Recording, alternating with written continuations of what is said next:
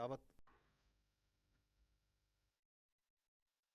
بسم الله الرحمن الرحيم.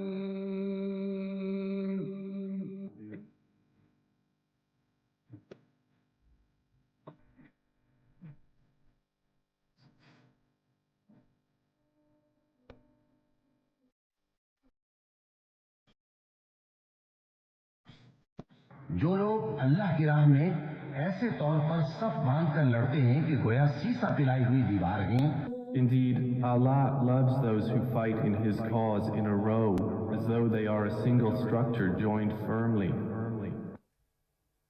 In the name of Allah, the most gracious, the most merciful. Today we shall apprise you with the conduct and conclusion of Pakistan Armed Forces Operation Bunyanum Marsoos against Indian military dastardly attacks that began on night of 6th and 7th May 2025, resulting in the loss of innocent civilian lives that included women, children and elderly. Pakistan had vowed justice and retribution for reprehensible Indian military aggression and brutal killings of our citizens. Alhamdulillah, Pakistan Armed Forces have delivered the promise made to our people. I begin by thanking Almighty Allah for His infinite blessings, mercy, help and divine support, as He has ordained the believers to retaliate whenever they are wronged. We bow our heads to Him in utmost humility to have enabled us to translate our resolve into decisive actions in the battlefield. Our hearts and sympathies are with the wards and families of the Shuhada, who sacrificed their lives for the beloved country, and our prayers are for the quick recovery of our injured countrymen. We extend our heartfelt gratitude to every officer, soldier, airman and sailor of the Armed Forces of Pakistan who made this success on the battlefield possible through their courage, professionalism and sacrifice. The Armed Forces of Pakistan express their profound appreciation and gratitude to the brave Pakistani nation whose moral strength, resolve and above all wholehearted support and prayers remained unwaveringly with us during these testing times, which became a force multiplier for the Armed Forces of Pakistan.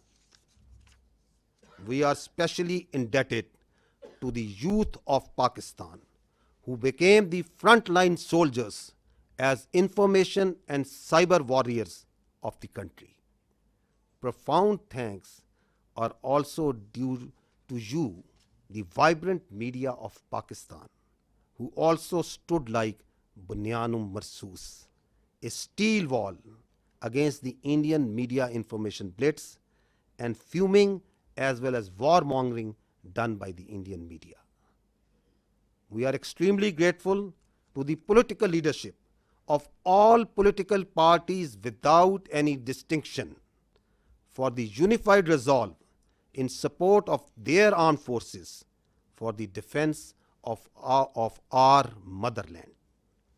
The armed forces are specifically grateful to the inspiring leadership of the Prime Minister of Pakistan and his cabinet ministers for taking destiny-changing decisions of the country and steering it through this critical situation.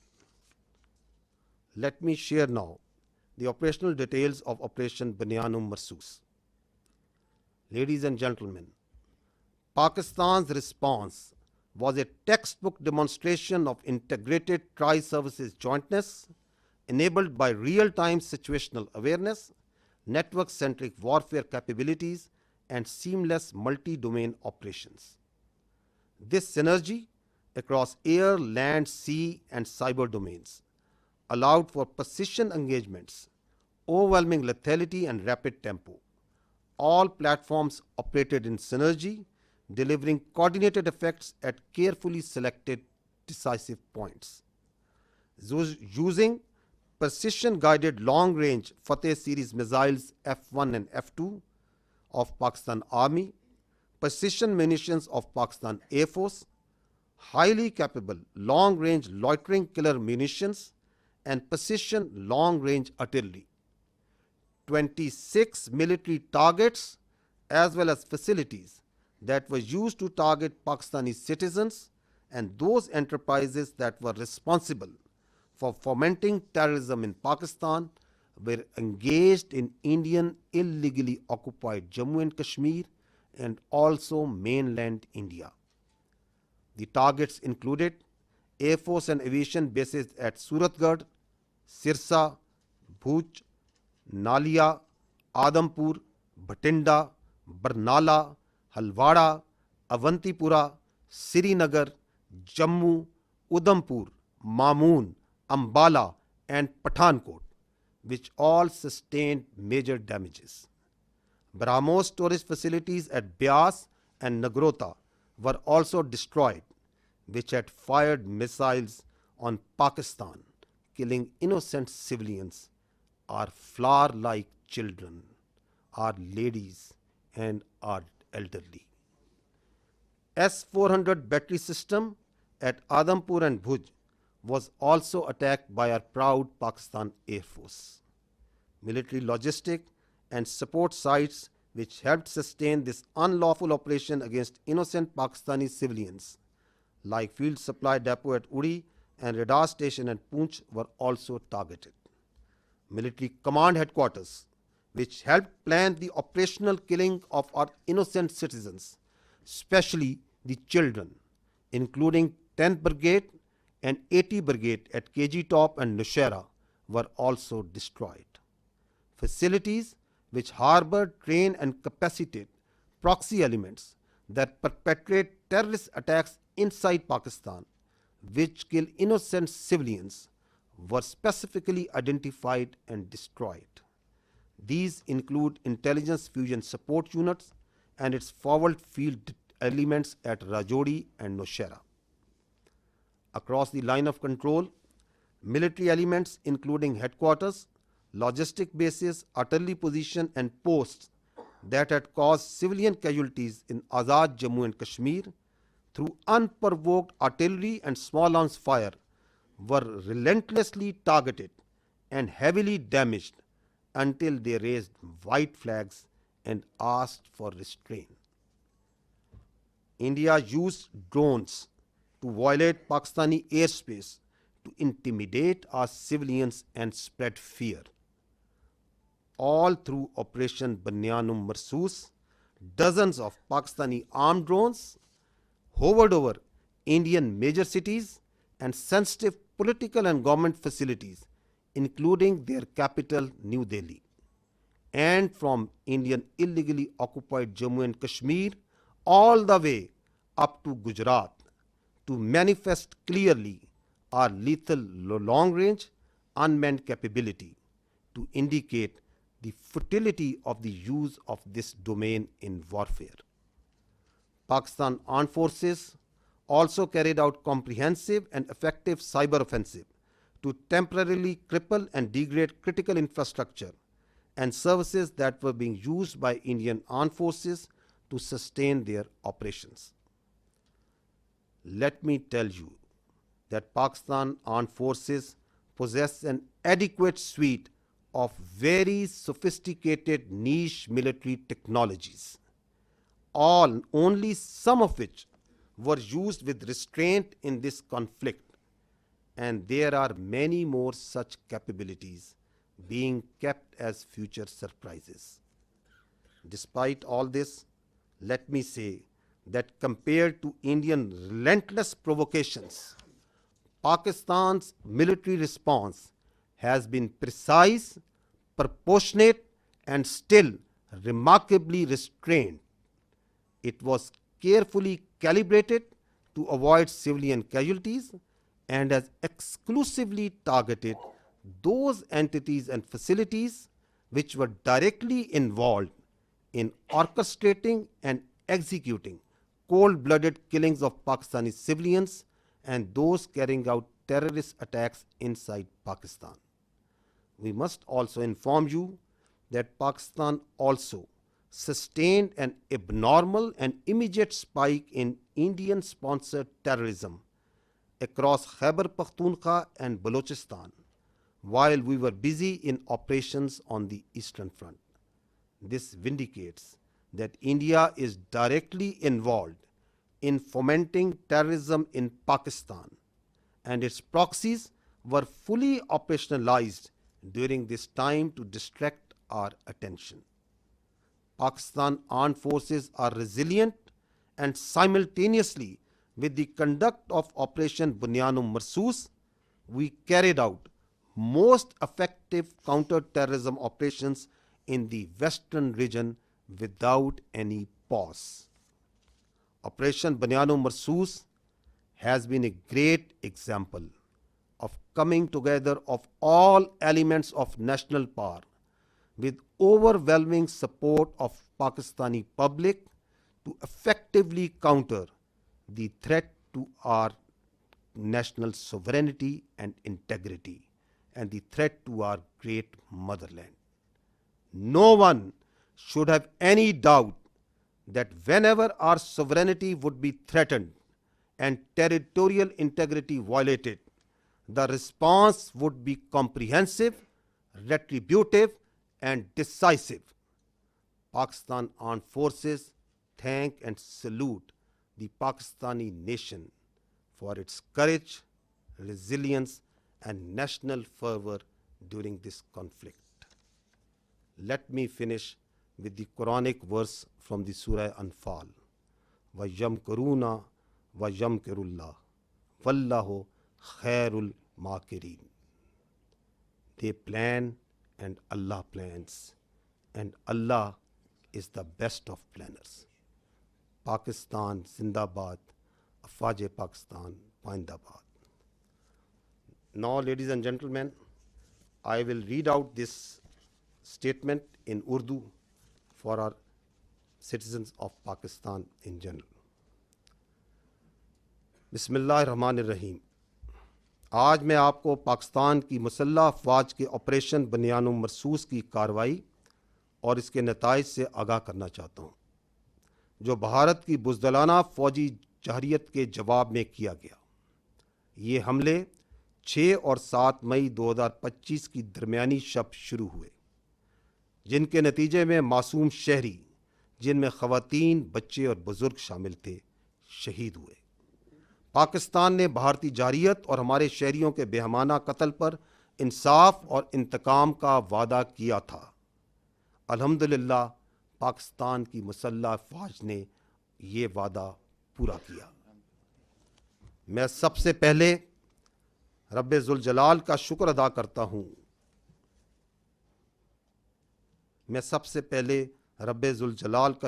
کرتا ہوں جس کی بے پایاں رحمت، نصرت اور مدد ہمارے ساتھ رہی۔ اللہ تعالیٰ نے مومنوں کو حکم دیا ہے کہ جب ان پر ظلم ہو تو وہ جواب دیں۔ ہم اللہ کے حضور سجدہ ریز ہوتے ہیں کہ اس نے ہمیں اپنی عزم کو فیصلہ کن عمل میں ڈھالنے کی توفیق عطا فرمائی۔ ہمارے دل اور دعائیں ان شہداء کے خاندانوں کے ساتھ ہیں جنہوں نے اپنی جانیں مادر وطن پر قربان کر دیں۔ ہم زخمیوں کی جلد صحت یابی کے لیے بھی دعاگو ہیں۔ ہم پاکستان کی مسلح افواج کے ہر آفیسر، سپاہی، ایئر مین اور سیلر کے بے حد مشکور ہیں، جنہوں نے اپنی جرت، پیشہ ورانہ مہارت اور قربانی سے میدان جنگ میں کامیابی کو ممکن بنایا۔ ہم پاکستان کی مسلح افواج پوری قوم، خصوصاً نوجوانوں کے جذبے، حوصلے اور بھرپور حمایت پر دل کی گہرائیوں سے شکر گزار ہیں، جنہوں نے مشکل ترین وقت میں ہمارے حوصلے کو کئی گنا بڑھایا۔ ہم پاکستان کے ان نوجوانوں کے بھی مقروض ہیں جو سائبر اور انفارمیشن کے محاذ پر صف اول کے سپاہی بنے۔ ہم پاکستان کے متحرک اور بہادر میڈیا کے بھی شکر گزار ہیں، جنہوں نے بھارت کے پروپیگنڈا اور جنگی جنون کے خلاف بنیان و مرسوس یعنی ایک آہنی دیوار کی طرح کھڑے ہوئے۔ ہم بلا تفریق تمام سیاسی جماعتوں کی قیادت کے بھی ممنون ہیں، جنہوں نے سیاسی اختلافات سے بالا تر ہو کر وطن کے دفاع میں متحد ہو کر افواج پاکستان کے شانہ بشانہ کھڑے ہونے کا بہترین مظاہرہ کیا۔ مسلح افواج بالخصوص پاکستان کے وزیر اعظم اور ان کی کابینہ کی قائدانہ صلاحیتوں اور جرأت مندانہ فیصلوں کی بھی قدردان ہیں، جنہوں نے ملک کو اس نازک موڑ پر درست سمت میں رہنمائی فراہم کی۔ خواتین و حضرات، اب میں آپ کو آپریشن بنیان و مرصوص کی تفصیلات سے آگاہ کروں گا۔ پاکستان کا جواب ایک نصابی نمونہ تھا، جس میں تینوں افواج کی مکمل ہم آہنگی کے ساتھ حقیقی وقت پر صورتحال کی آگاہی، نیٹ ورک سینٹرک وارفیئر اور ملٹی ڈومین آپریشنز کی مکمل صلاحیت بروئے کار لائی گئی۔ زمین، فضا، سمندر اور سائبر سپیس میں مکمل ہم آہنگی سے اہم اہداف کو تباہ کیا گیا۔ پاکستان فوج کے F-1 اور F-2 دور مار کرنے والے میزائل، پاک فضائیہ کے جدید پریسائز منیشن، طویل فاصلے تک مار کرنے والے لوئٹرنگ ایمونیشن اور جدید پریسائز آرٹلری کے ذریعے بھارت کے 26 اہم فوجی اہداف کو نشانہ بنایا گیا۔ وہ تنصیبات جو پاکستانی شہریوں کو نشانہ بنانے کے لیے استعمال ہوئیں، اور وہ تنصیبات جو پاکستان میں دہشت گردی کو فروغ دینے میں استعمال ہوتی ہیں، اور ان تنصیبات کو نہ صرف بھارتی غیر قانونی زیر تسلط جموں و کشمیر میں بلکہ بھارت کے اندر بھی نشانہ بنایا گیا۔ نشانہ بنانے والے فضائی اور ہوائی اڈوں میں ایئر فورس اور ایویشن بیسز سورت گڑھ، سرسا، بھج، نالیا، آدم پور، بھٹنڈا، برنالہ، ہلواڑہ، اونتی پورہ، سری نگر، جموں، ادھم پور، مامون، امبالہ اور پٹھان کوٹ شامل تھے۔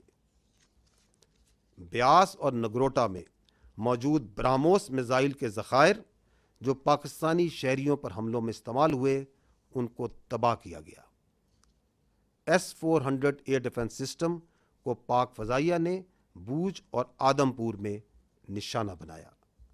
اڑی میں فیلڈ سپلائی ڈیپو اور پونچھ میں ریڈار سٹیشن جیسے لاجسٹک اور سپورٹ مراکز کو بھی نشانہ بنایا گیا۔ کے جی ٹاپ اور نوشہرہ میں موجود 10 بریگیڈ اور 80 بریگیڈ کی کمانڈ تنصیبات کو بھی تباہ کیا گیا۔ یہ وہ تنصیبات ہیں جہاں سے بلا اشتعال فائرنگ کر کے معصوم بچوں اور عورتوں کو نشانہ بنایا گیا۔ راجوڑی اور نوشہرہ میں موجود ملٹری انٹیلیجنس کی یونٹیں اور ان کے فیلڈ عناصر جو پاکستان میں دہشت گردی میں ملوث پراکسیز کو سپورٹ دیتے تھے، ان کو بھی ختم کیا گیا۔ لائن آف کنٹرول کے پار وہ تمام آرٹلری، لاجسٹک اور پوسٹیں جو آزاد جموں اینڈ کشمیر میں سویلینز پر فائرنگ کرتی تھیں، ان پر شدید اور مسلسل جوابی کارروائی کی گئی، یہاں تک کہ انہوں نے سفید جھنڈے اٹھا لیے۔ بھارت نے ڈرونز کے ذریعے پاکستانی فضا کی خلاف ورزی کی تاکہ عوام میں خوف پھیلایا جا سکے اور ان کو ہراساں کیا جا سکے۔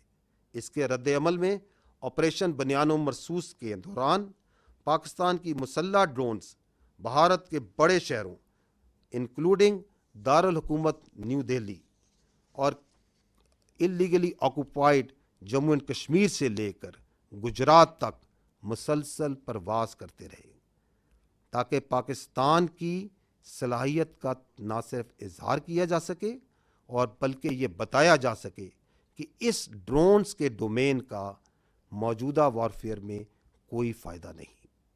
پاکستانی افواج نے بھرپور سائبر حملے بھی کیے، جن کے نتیجے میں ان بھارتی اہم مواصلاتی اور انفراسٹرکچر نظام کو مفلوج کیا گیا جو کہ بھارتی افواج کے استعمال کر رہی تھی۔ یہ یاد رہے کہ پاکستانی افواج کے پاس ایسی کئی جدید جنگی صلاحیتیں موجود ہیں جن کا کچھ کا استعمال اس تنازع میں محدود سطح پر کیا گیا، اور کئی صلاحیتیں آئندہ کے لیے محفوظ رکھی گئی ہیں۔ ان سب اقدامات کے باوجود میں واضح کرنا چاہتا ہوں کہ بھارت کی مسلسل اشتعال انگیزی کے مقابلے میں پاکستان کا رد عمل نہایت درست، متوازن اور محدود نوعیت کا رہا۔ ہر ہدف جو ہمارے معصوم شہریوں کے قتل یا پاکستان میں دہشت گردی میں براہ راست ملوث تھا، ان کو احتیاط سے نہ صرف منتخب کیا گیا بلکہ انشور کیا گیا کہ عام شہری متاثر نہ ہوں۔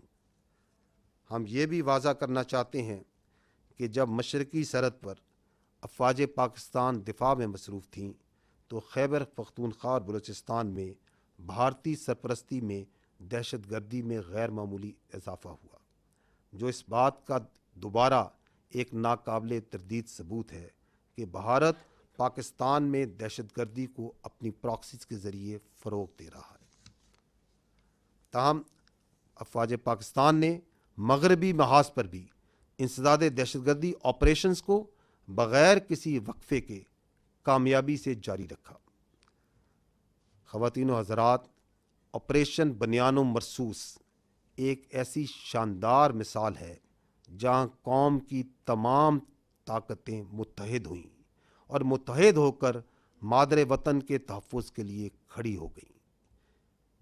کسی کو بھی کوئی شک نہیں ہونا چاہیے کہ جب کبھی ہماری خود مختاری یا سرحدوں کی خلاف ورزی کی گئی، ہمارا رد عمل جامع، جوابی اور فیصلہ کن ہوگا۔ افواج پاکستان پاکستانی قوم کو اس کے حوصلے، عزم اور حب الوطنی پر سلام پیش کرتی ہے۔ اور آخر میں سورہ انفال کی ان آیات پر ختم کرنا چاہوں گا، وَيَمْكُرُونَ وَيَمْكُرُ اللَّهُ وَاللَّهُ خَيْرُ الْمَاكِرِينَ۔ وہ تو اپنی تدبیریں کر رہے تھے اور اللہ اپنی تدبیر کر رہا تھا، اور وہ سب سے مستحکم تدبیر کرنے والا ہے۔ پاکستان زندہ باد، افواج پاکستان پائندہ باد۔ اب میں آپ کو اس آپریشن کی مزید جزیات سے آگاہ کرنے کے لیے آپ کی توجہ اسکرین کی جانب مقبول کرانا چاہوں گا۔ كم من فئة قليلة غلبت فئة كثيرة بإذن الله. And the translation reads, how many times it happened that a smaller force vanquished a bigger force by the will of Allah. History has proven that the complete nation and its armed forces have always stood together with all their might against any act of aggression. Alhamdulillah, we have the will, capacity and capability to protect our sovereignty and territorial integrity, and we are all well aware of the ways and means to do it. Our forefathers, they have sacrificed immensely, and we have sacrificed a lot for the creation of this country, and we know how to defend it. If this great Pakistani nation and the Pakistani armed forces, if 1.3 million Indian army with all their wherewithal, if they cannot intimidate us and they cannot coerce us, these terrorists can subdue the armed forces of Pakistan. ہم صرف یہ کہنا چاہتے ہیں کہ نہ ہم تمہاری طاقت، نہ تمہاری مکاری اور تمہاری جارحیت سے مروب ہونے والی قوم ہے۔ Now you just wait for our response.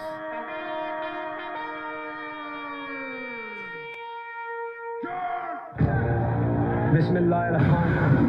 Today on 10th May at the time of Fajr, we have given a strong fight to our enemy. Alhamdulillah. Nare. Today is 10th May 2025 and this is a smashing response to a coward enemy, and it will inshallah continue. Nare Takbir!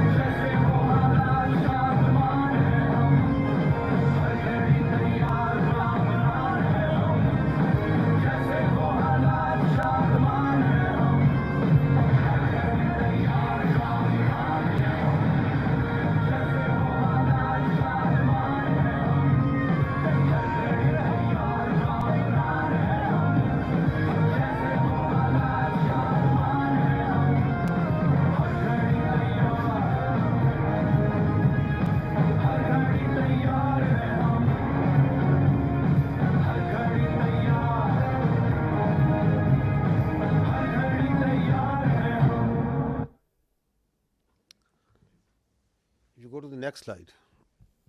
If you remember, the armed forces of Pakistan promised you three things. We told you that we will give a befitting response to Indian aggression.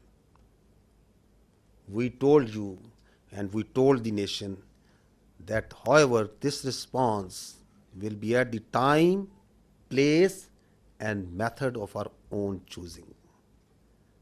And we also told the nation that when we will hit the Indians, the entire world will come to know. And we also told that you will not require the Indian media to report to you the phantom strikes that they said that Pakistan is taking place. Didn't we tell you all these three things? We told you. And we also told you that as these armed forces say, we ardently love to embrace Shahadat far more than you fear death. So gentlemen, this is how it culminated. Now I will show you another clip which will tell you the story. Pakistan says the country has launched a retaliatory military operation against India. Operation Bunyan ul Marsus, which translates to a firm wall of lead, is targeting military facilities in India. We have seen this pattern of strikes in the morning, then retaliatory strikes at night. It is hard to imagine from this moment where I stand that New Delhi won't want to respond. Pakistan's army said an eye for an eye. It's claimed that the counter-offensive is ongoing and that it's targeting air bases in India from which missiles had been launched. Just after morning fresh, there were series of loud explosions were heard across Jammu and Kashmir, including Uri, Nagrota, Jammu, Udhampur, as well as the major cities of Srinagar and Jammu. Pakistan decided to launch a massive retaliation that included fixed-wing aircraft as well as drones and also cyber attacks. They hit 8 air bases inside of India and Indian-controlled Kashmir. Important distinction, these are India proper as well as in Indian-controlled Kashmir. And those air bases, one of them they say that they've hit a sophisticated air defense system, and another one that they say that they've taken out a missile storage tank. Pakistan's military says the strikes are in retaliation for what it calls Indian aggression. Islamabad claims it has hit multiple military targets near the line of control. Pakistan responded with a relentless, a massive barrage of missiles and rockets, they say, Pakistan says, into Indian military facilities, bases inside India, air bases, weapons storage, and along that disputed line of control in Kashmir against military bases there. They say that this, from the Pakistan perspective, their communications, how they were communicating with Secretary Rubio, that really put India on the back foot. It didn't know what had happened. India, according to Pakistan, reached out to Secretary Rubio, reached out to the Saudis, reached out to the Turks, reached out to others to find a diplomatic off-ramp, got engaged after that onslaught in diplomacy, but telling the mediators that they were going to go on a pause on the Indian side. घबराहट एक तो लोगों की नजर आ रही है क्योंकि तमाम एयरबेस ध्वस्त होते हुए नजर आ रहे हैं, आग के गोले में बदले हुए नजर आ रहे हैं. सबसे ज्यादा जो चर्चा है वो ये कि जब आप अपनी एयरबेस को नहीं बचा सकते तो जनता को क्या बचाएंगे. बड़ी खबर निकल के सामने आ रही है. पठानकोट एयरबेस ते हमला होया है. जी दादी के पठानकोट एयरबेस ते हमला होया. दूसरे पासे जम्मू एयरबेस ते हमला होया.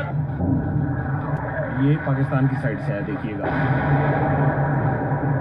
अब हमें आवाज़ से ही पता लग जाता है. जो सीटी बजाता हुआ तेजी से आता है और हमारे करीब जोरदार आवाज़ के साथ फटता है, वो पाकिस्तान की तरफ से फेंका गया, पुंछ पर फेंका गया. देखिए उन्होंने जो किया है पठानकोट, पठान हमारा आगे जिसको हम कहें एडवांस एयरबेस है, बहुत है.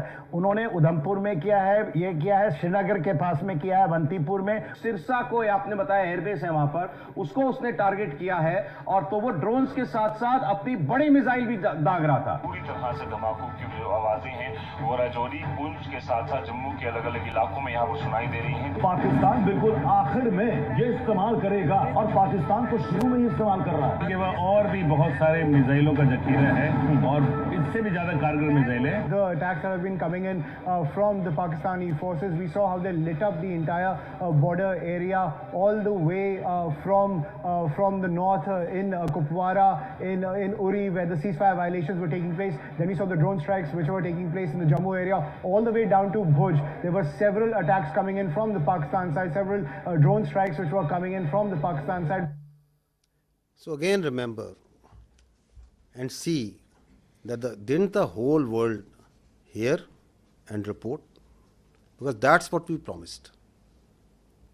Your armed forces promised and delivered that. Now I would like to draw your attention to the next clip, that how the Indian Ministry of Defense itself reported this. Pakistan military continued with its provocations, carrying out aggressive actions employing multiple threat vectors all along the western border. Pakistan employed UCAV, drones, long-range weapons, loitering munitions and fighter aircrafts to target military infrastructure. Pakistan military also resorted to air intrusions using drones and firing of heavy caliber weapons along the line of control. Air intrusion and several harassment attacks were also attempted from Srinagar till Nalia at more than 26 locations. Damage was sustained to equipment and personnel at Indian Air Force stations at Udhampur, Pathankot, Adhampur and Bhuj. There were also several high-speed missile attacks noticed with heavy damages to other military stations in Kupwara, Baramulla, Poonch, Rajouri and Aknoor sectors continued. Indian Armed Forces reiterate their commitment to non-escalation, provided it is reciprocated by the Pakistan military. भारतीय सशस्त्र बल दोहराते हैं कि वे तनाव वृद्धि नहीं चाहते, बशर्ते पाकिस्तान भी ऐसा ही व्यवहार करे. So did you find even there from the Indian statements that did Pakistan attack anything other than military targets? No. Did any international media, even Indian media, what are they reporting? Precise targeting of the military installations, posts. We told you that we don't target civilians. Our religion does not allow us. Our culture does not allow us. Our professionalism of these armed forces doesn't allow us. That we will never target civilians. So they are even acknowledging that.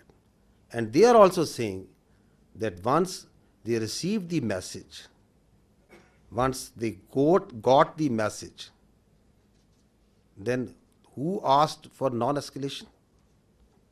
Who requested that they want non-escalation, that the things should go down? So it's for all to see. So now I will request first Vice Admiral Rab Nawaz to give you a short brief on the naval operations that were part of the Operation Bunyan Marsoos, followed by Air Vice Marshal Aurangzeb on the air operations. And after that, we will take your questions and answers. Thank you. Thank you, sir. Ladies and gentlemen, I'll very briefly talk about the role of Pakistan Navy in the defense of Pakistan during this particular crisis. And by the grace of Almighty Allah and with Almighty's help, we were able to defend Pakistan's sea frontiers and deter an enemy which is numerically superior. We kept the enemy at bay, and I'll just briefly talk about how we executed our operations. So essentially, protection of Pakistan's maritime interests and seaworld defense, that is the task of the Navy. And Alhamdulillah, with the help of Almighty Allah, we were able to do that. On any given day of the year, we maintain perpetual readiness. And what that means is that our ships and submarines, they are stocked up, all the military logistics are stocked up. And for us, the transition from peace to war is not only swift, it's almost invisible. And when this false flag thing happened in the Indian illegally occupied Jammu and Kashmir, we immediately mobilized and we completed the operational deployments of Pakistani Navy fleet units and also the coastal command units in matter of hours. Our submarines, our ships and aircraft, they were in their respective areas where they were supposed to be, and we were ready to thwart any aggression from the sea. And go on to the next slide. Ladies and gentlemen, maritime domain awareness, that is essentially to know what is happening in your area of interest. That is critical for the naval operations. And I'll just briefly talk about that, because to generate any response, you need to be aware of the happening in your area of responsibility. And we were maintaining 24/7 vigil at sea. And okay. A couple of days back, there was a hype. You heard about INS Vikrant approaching Karachi, and I'll just briefly tell you that we were keeping a very close eye on the activities at sea. And this is essentially the Indian Navy surface disposition throughout these days.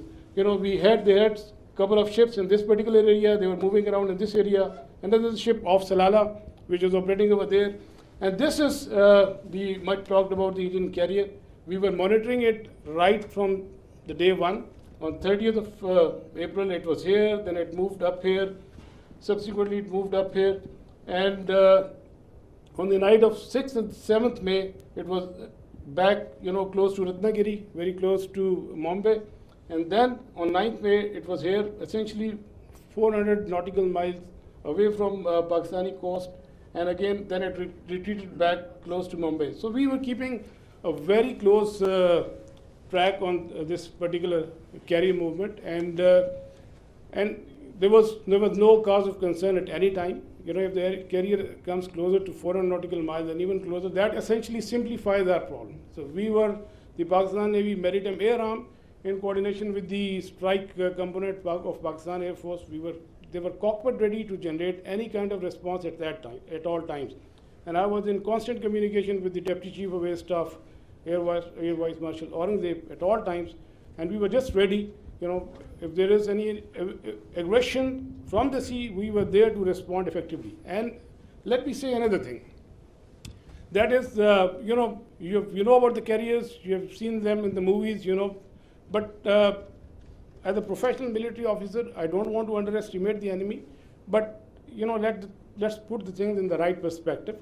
The INS Vikrant and the carrier, the Western carrier, there's a huge difference.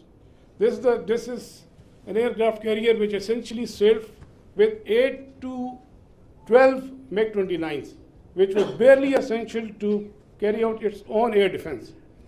The purpose of the carrier is power projection and to ensure air superiority in a given sea area.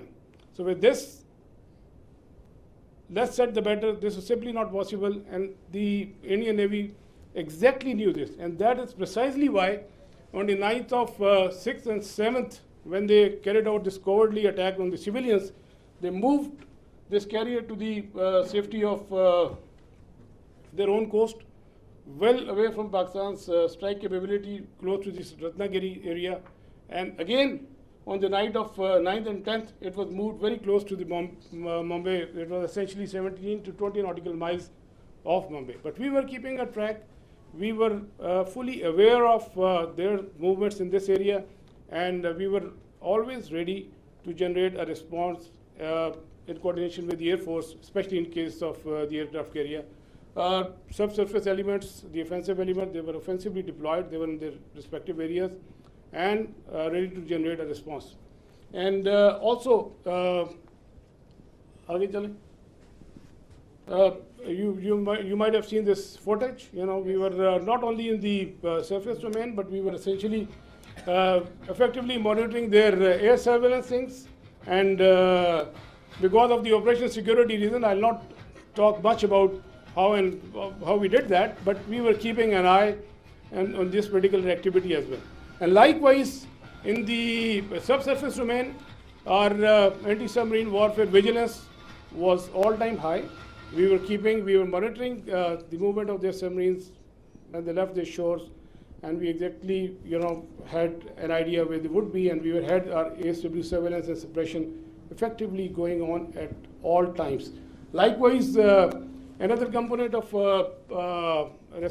Pakistan Navy's responsibility is the defense of the Creek area. We had our coastal command units deployed over there in close coordination with headquarters 5 Corps elements, Pakistan Army elements, and they were poised to defend this particular area in case of any aggression from the south.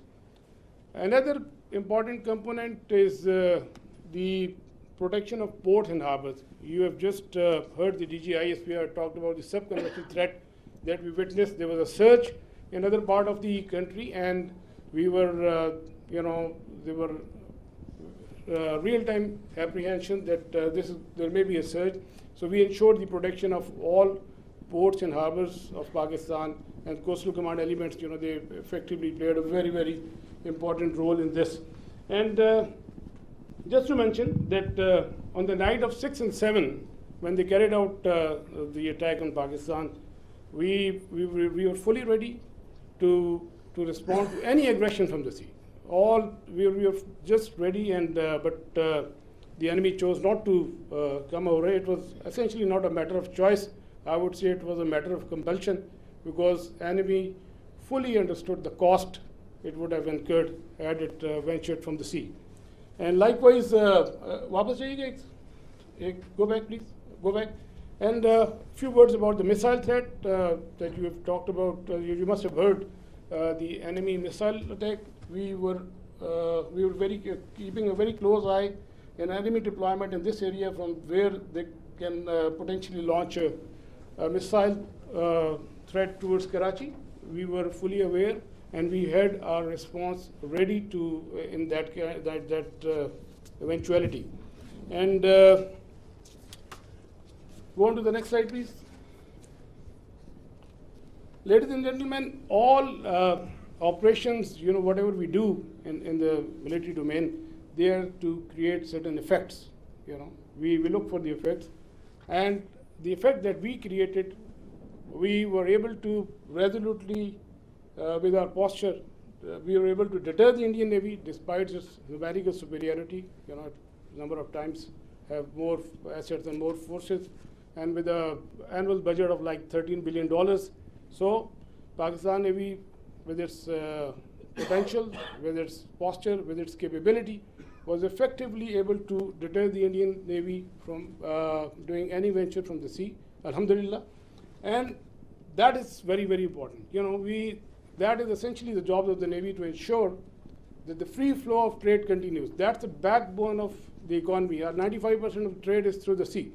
Alhamdulillah, we were able to ensure that the shipping continues, the free flow of trade was ensured, and we were able, all our ports and harbors, they remained open. And you can Google yourself. So what was the case on the other side? You can Google about Kanda and Mundra, and there were some disruptions, but that you can check for yourself. But alhamdulillah, we were able to effectively ensure this. Next. We had a wonderful inter-services synergy, very effective communication, and like I said, I was in constant touch with the DGMO and the Deputy Chief of Air Staff Operations. At all times, we fully coordinated our operations, and alhamdulillah, and I think that's really successful for execution of maritime operations. Aage chale. Alhamdulillah, we came up to the national expectations. We ensured defense of Pakistan's maritime frontiers, and we were able to deter the enemy from any adventurism from the sea. And ladies and gentlemen, let me tell you that we remain ever ready to thwart any aggression from the sea at all times. So we will keep our guard. We always keep our guard, and inshallah we will keep our guard in days to come. And last but not the least, I'll end my presentation that the next time when you think of Pakistan Navy and the silent guy, please remember that with the help of Almighty Allah, our actions will always speak louder than words. Thank you very much, and I request AVM Aurangzeb. So the Indians didn't choose to come on the sea. Now you understand why.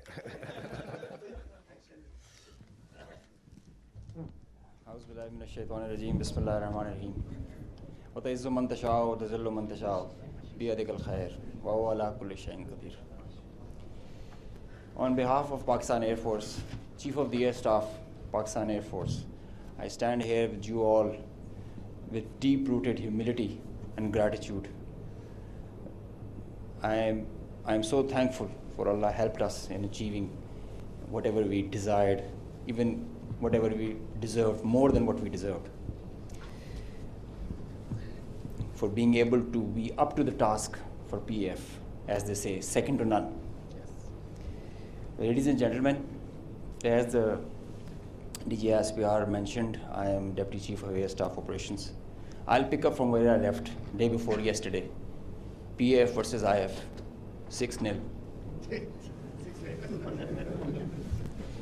The PF's response has strengthened Pakistan's national security, alhamdulillah. And it has even strengthened our commitment, the enduring commitment the PF has for stability and peace.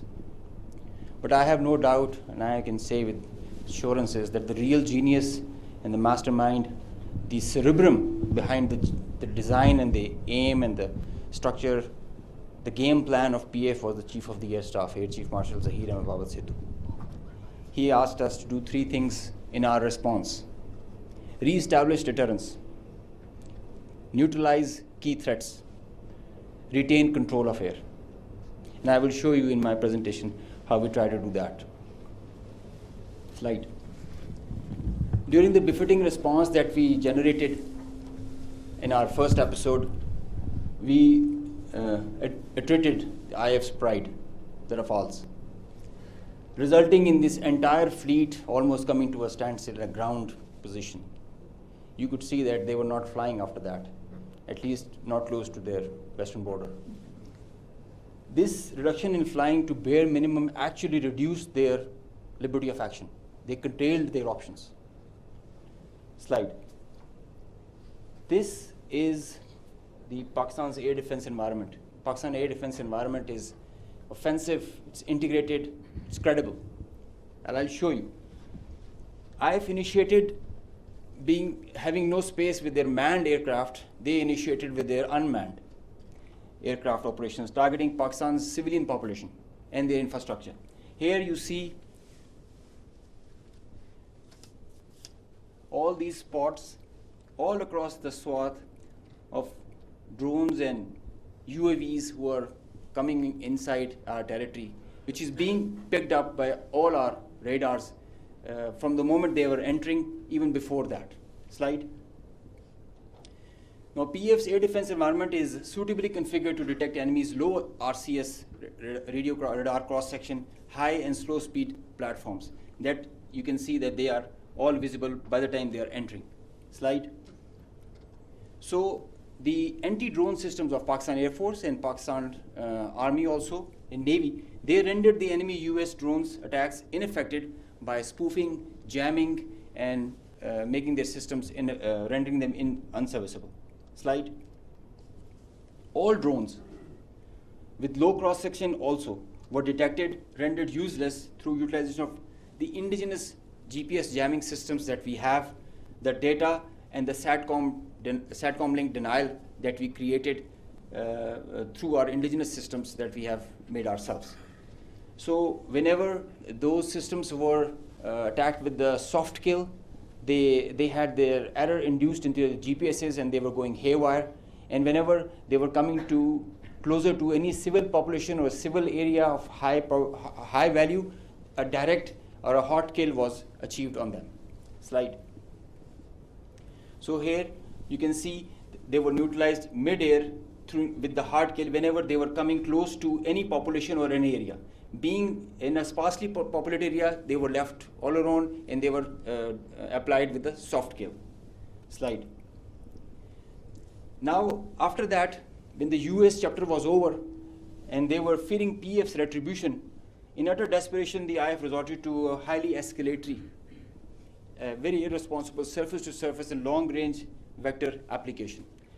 You can see this is Suratgarh and this is our base Rafiki. This is our eastern border, and you can see the BrahMos, high-speed BrahMos, traveling almost at 3,000 kilometers per hour, who are going over there and coming, numerous, one after another.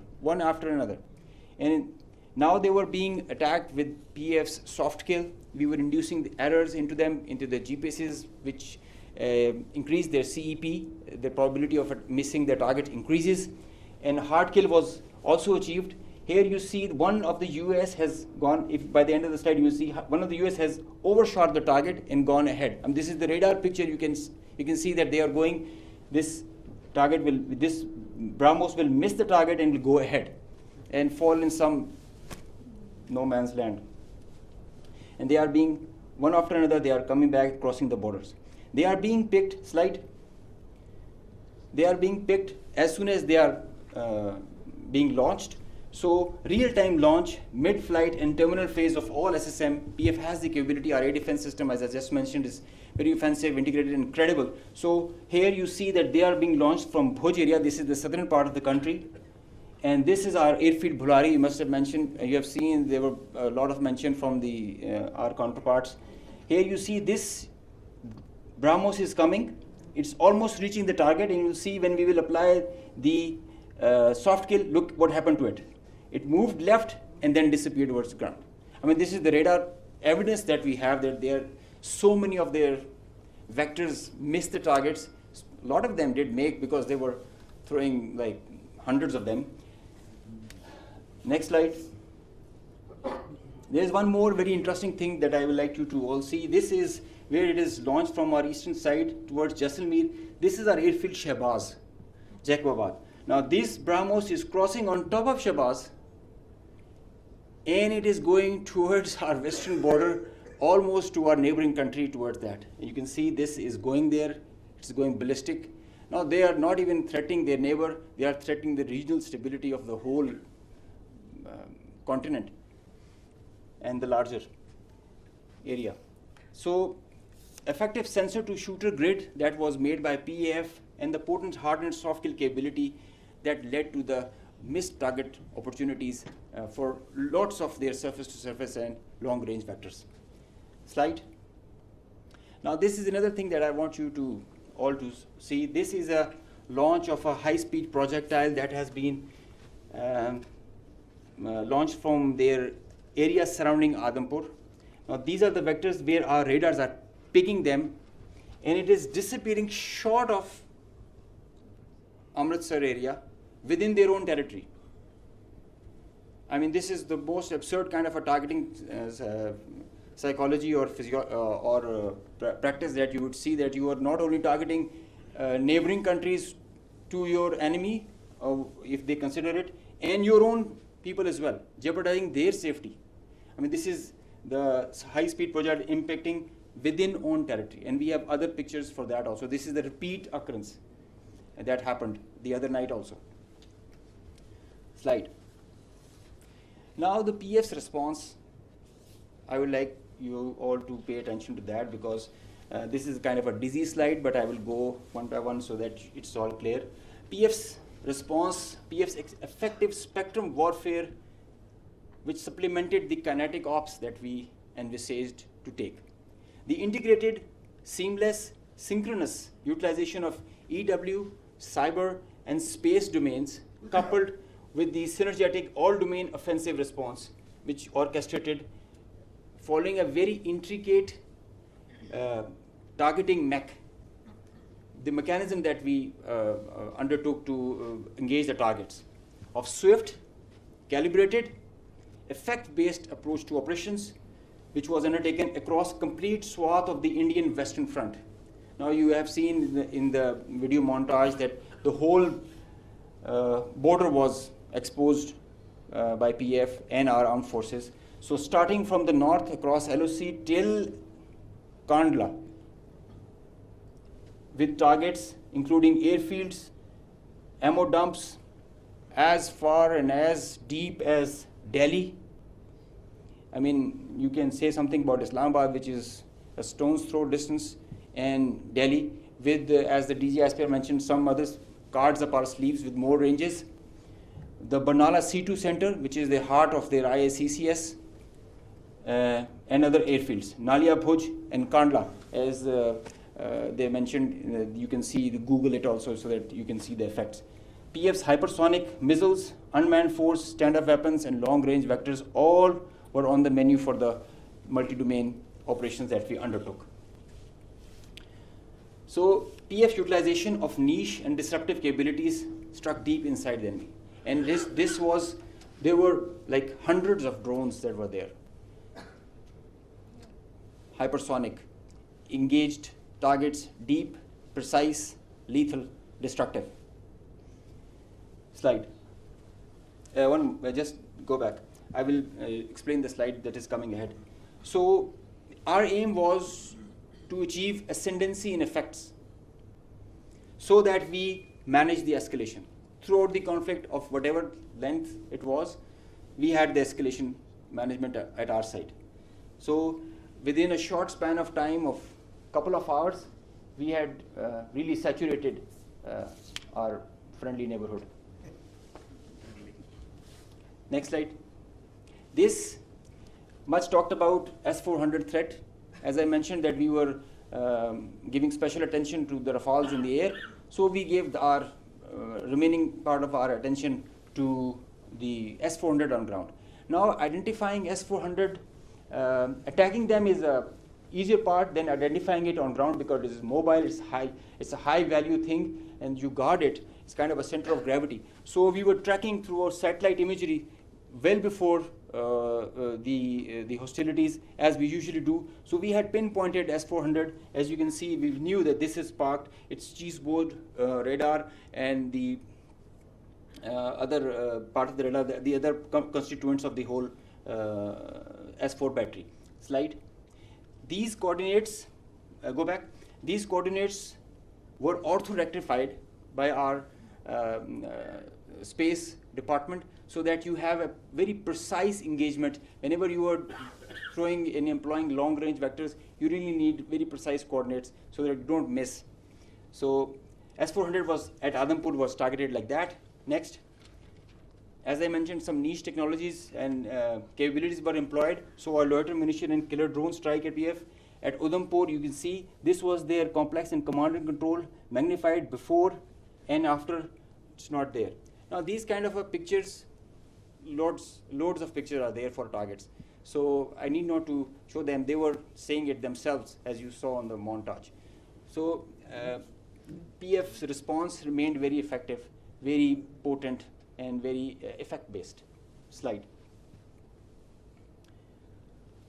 Time and place of own choosing, displaying bold, aggressive, and unwavering resolve of military leadership.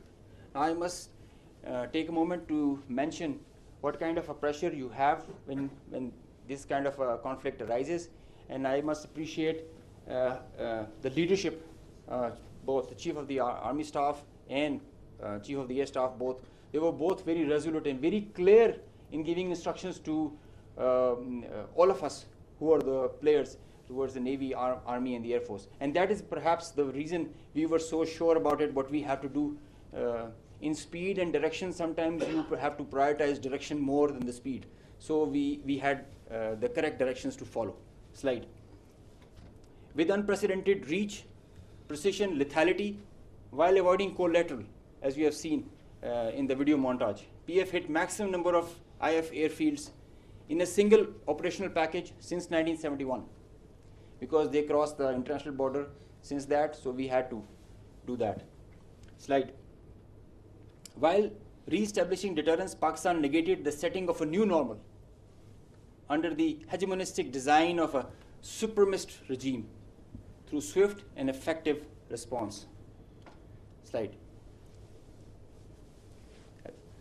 On a closing note, from Pakistan Air Force, PF remains committed to ensure Pakistan's airspace sovereignty and pursue peace with strength. Thank you.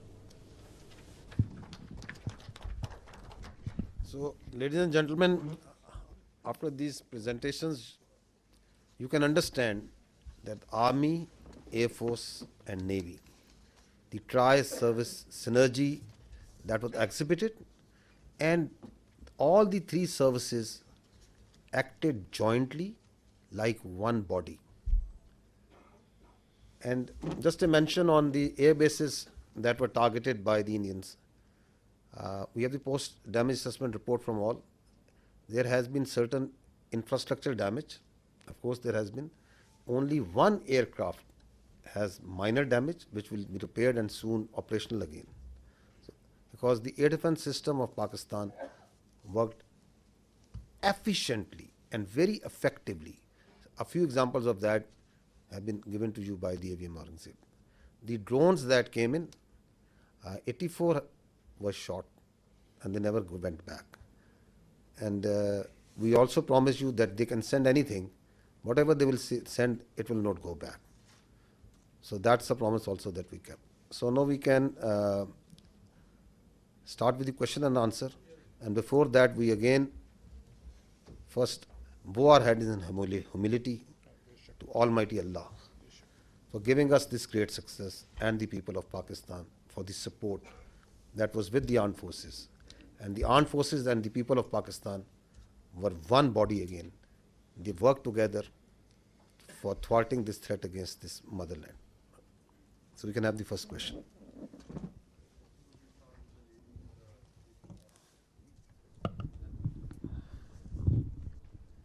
Thank you very much, sir.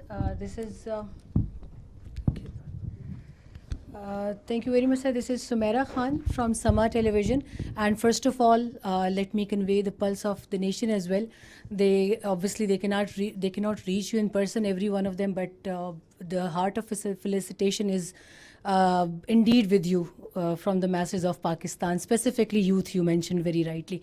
My question is, in that whole span of escalation, the Indian government had been issuing extremely provocative statements regarding initiation of war, and not just the government, but unfortunately their media was also, to me it seemed very war frenzy. And but in that whole time, in the meanwhile, I saw Pakistani side and I saw you very defensively responding to all the hegemony and Indian aggression. So I just wanted to know that it was part of your strategy. What was that? Or you never wanted that escalation to rise to all those levels? And a quick comment from Aurangzeb as well, that the multi-domain, how would you elaborate it? How did you incur it in the PF strategy to kill the Indian side in the battlefield? Thank you. So as far as question to the escalation is concerned, let me say it. The reality is that in a conflict which is between two rival nuclear powers, such a conflict is actually an absurdity, and it is inconceivable and sheer stupidity. Why? Because that conflict can lead, in the case of Indo-Pakistan, India-Pakistan, can lead to the peril of more than 1.6 billion people. So, in reality, there is no space for war between India and Pakistan. And if anyone wants to carve out this space for war, he is actually carving out space for mutual annihilation. So that is why you saw that in this conflict, Pakistan acted in a very mature manner. And through conventional forces, we maintained escalation control. Through conventional forces, we gave them a two-notch up response, while also ensuring that these forces, the Pakistan Army and the other forces that were employed on the Western Front, on the counter-terrorism operations, no pull is also exerted on them. Thank you.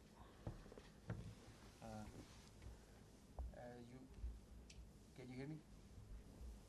Okay, you just asked regarding the multi-domain operations. It's a very good question because this is the buzzword nowadays, but it's not actually something in the air. It's a actual real milestone for PAF. The warfare has changed drastically, and so has everything that is associated with it. It's not the erstwhile concept where you can just get the number of aircraft in air and see. It's called a new AMSO, the electromagnetic spectrum operations. It's a whole new environment that is there. And everything that is regarding Air Force and in the air, it's concerning the electromagnetic spectrum. Now, air supremacy has to be preceded by a spectrum supremacy. And if you control the spectrum, you control the conflict. So Pakistan Air Force, and especially this is a thing that is pursued so vigorously by Chief of the Air Staff, that we have to have that spectrum warfare capability. And you saw how we manifested it. It is a combination of EW, space, cyber, air, land, and sea, command, control, communication, infrastructure, information. All these things, they are in the wider spectrum of electromagnetic operations. And that is how you create an environment. You create a EW web that you manifest in the whole operations. It has to be choreographed at each step, and when to administer what.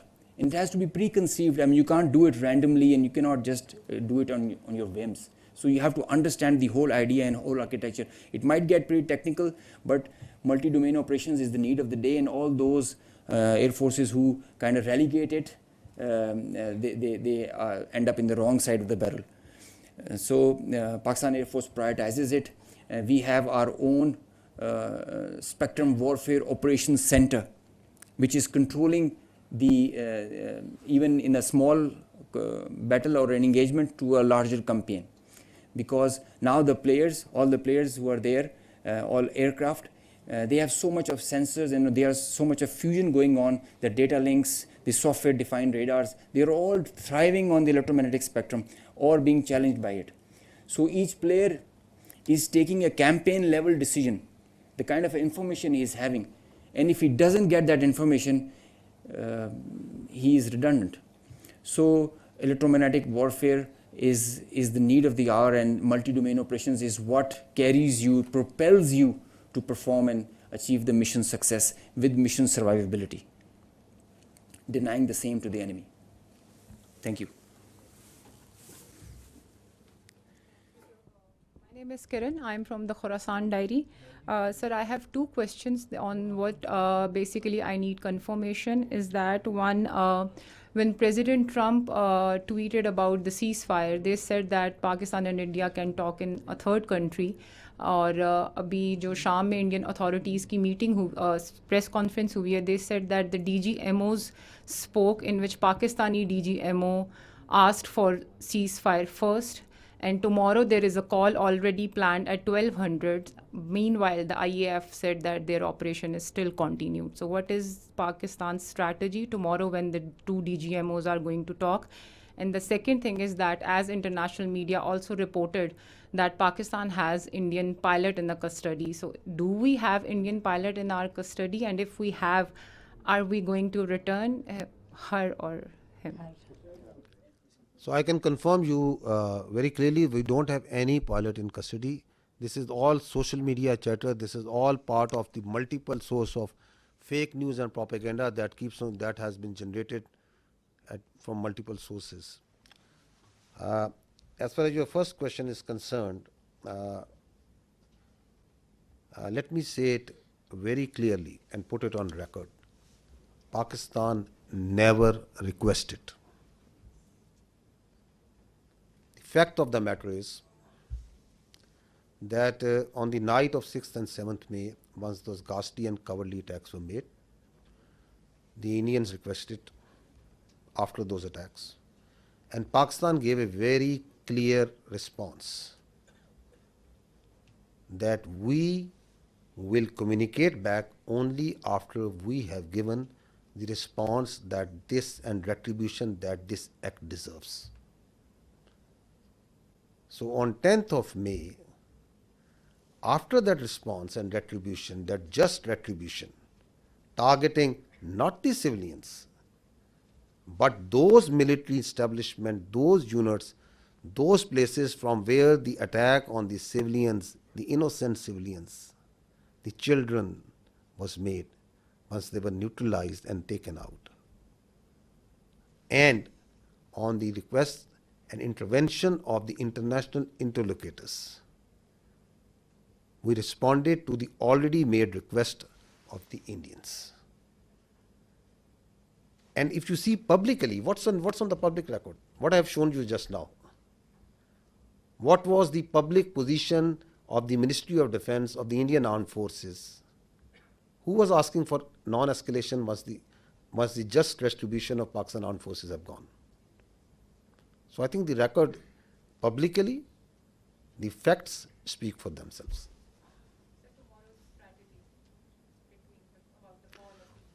You want me to make public that what strategy are we going to adopt?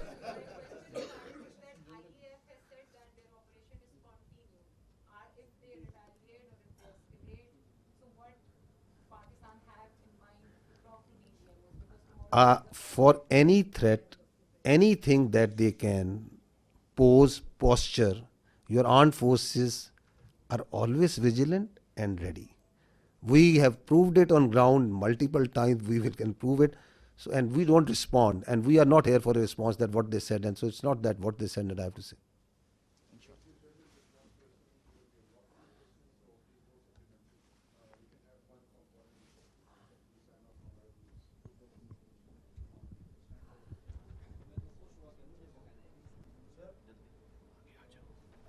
Thank you very much. Okay, we'll come to you after that. Thank you very much. Saima Shabir from Arab News. Sir, my question is related to tomorrow's meeting by DGMOs. Pakistan has declared the suspension of Indus Water Treaty as an act of war.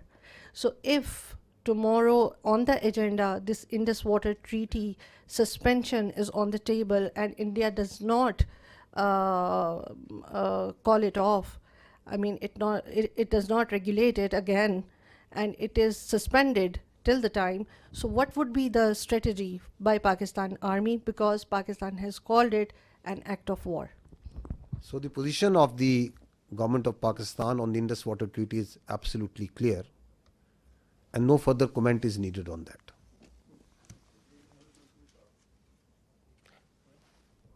Our Turkish friend over here is raising his hands again and again. Skardu, okay. I thought you are from the Andolo news agency. Sir, many people thought I am Chinese here. Yes. Khaplu, great place.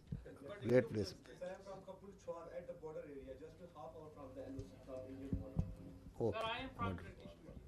Okay. Sorry for the mistaken identity. So we can go with the question. Sir, my question is that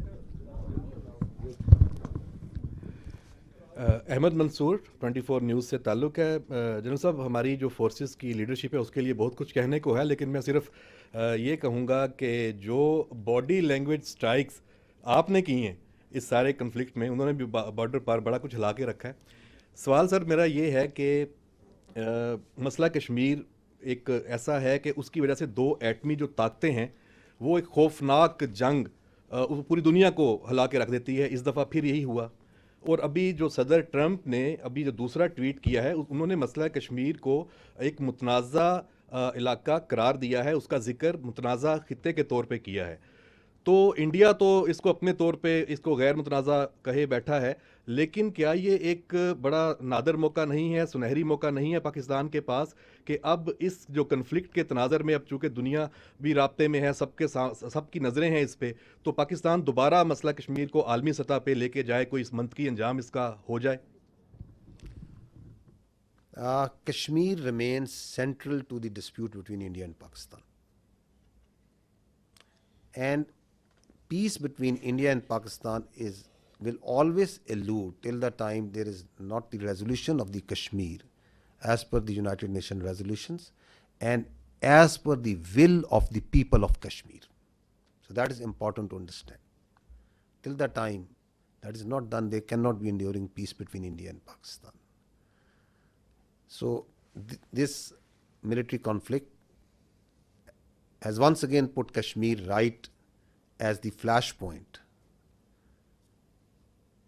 which needs to be resolved, which needs to be as per the will of the people of the Kashmir. And you have alluded to the tweet and the international power, rightly understanding that this issue of Kashmir needs to be resolved. The problem here is that what we are seeing is, and I talked about it in my last press conference also, is that India continues to internalize this external problem. Kashmir is an external problem with Pakistan, India and the people of Kashmir. It is on the UNSC resolution. It's an internationally recognized dispute. And India is trying to internalize it. How? By trying to change the demography of Kashmir, by trying to change the legal status in violation of the UNSC resolutions and the international commitments that India has made, by the coercion and harassment of the people of illegally occupied Jammu and Kashmir, and multiple other actions, by the oppression that is going on and the just and the just struggle of the people of Kashmir for their rights, and then on the pretext of law and order, on the pretext of terrorism, you are seeing what's happening even after Pahalgam in Kashmir. Houses of the people are being bulldozed, blasted. People are being taken into custody, and not in dozens but in hundreds, in thousands. You have got so much security forces, so many intelligence people, so much state power put in that very small place. The rights of the people, the plight of the women, the plight of the children. So it's an international issue. Talk it out, find a solution which satisfies the will of the people. So that is what needs to be done as far as Kashmir is concerned.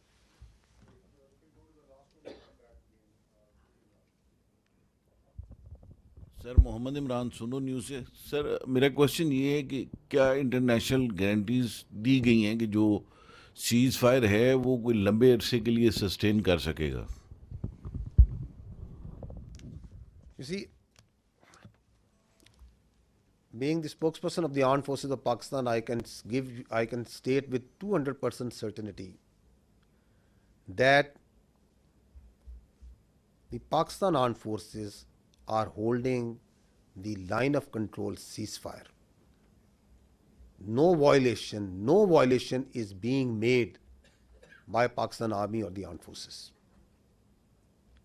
Because we are a professional army and we strongly abide by the commitments that we make, and we follow in letter and spirit the orders of the political government. That's what the professional army does. Now, if you see in reality what's happening in Pakistan, Pakistan is celebrating peace. You go to the streets and towns of Pakistan, the Pakistanis are celebrating peace. Does it make any sense for Pakistan to start violating the commitment that we made? It doesn't make any sense. Because we are a peace-loving nation. Peace within and without. However, if there is any aggression, we will respond, and we respond then.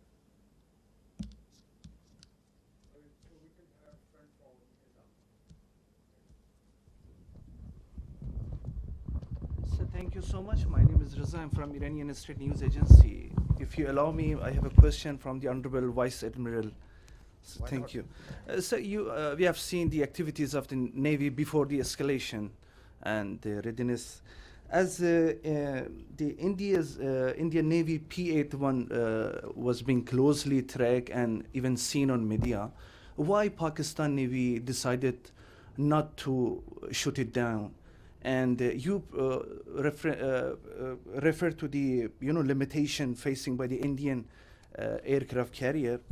Keeping in view the limitation of the Indian aircraft carrier, can you please explain us why India have not brought its carrier to, for so-called possible attack?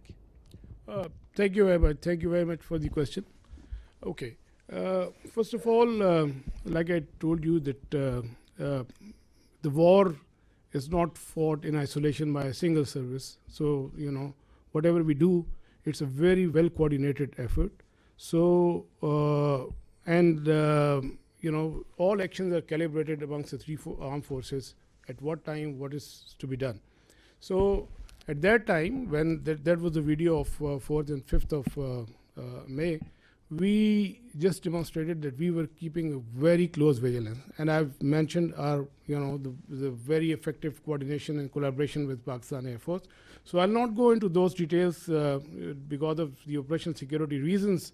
But essentially, that was simply to send across a message that if we can track, so we can go to the next level, but that is based on the national decision-making line. That's not an isolated. The Navy will always act in sync with the all three services, and that would be a national security decision-making thing. So when the time will come for that to happen, so inshallah we will respond in that fashion.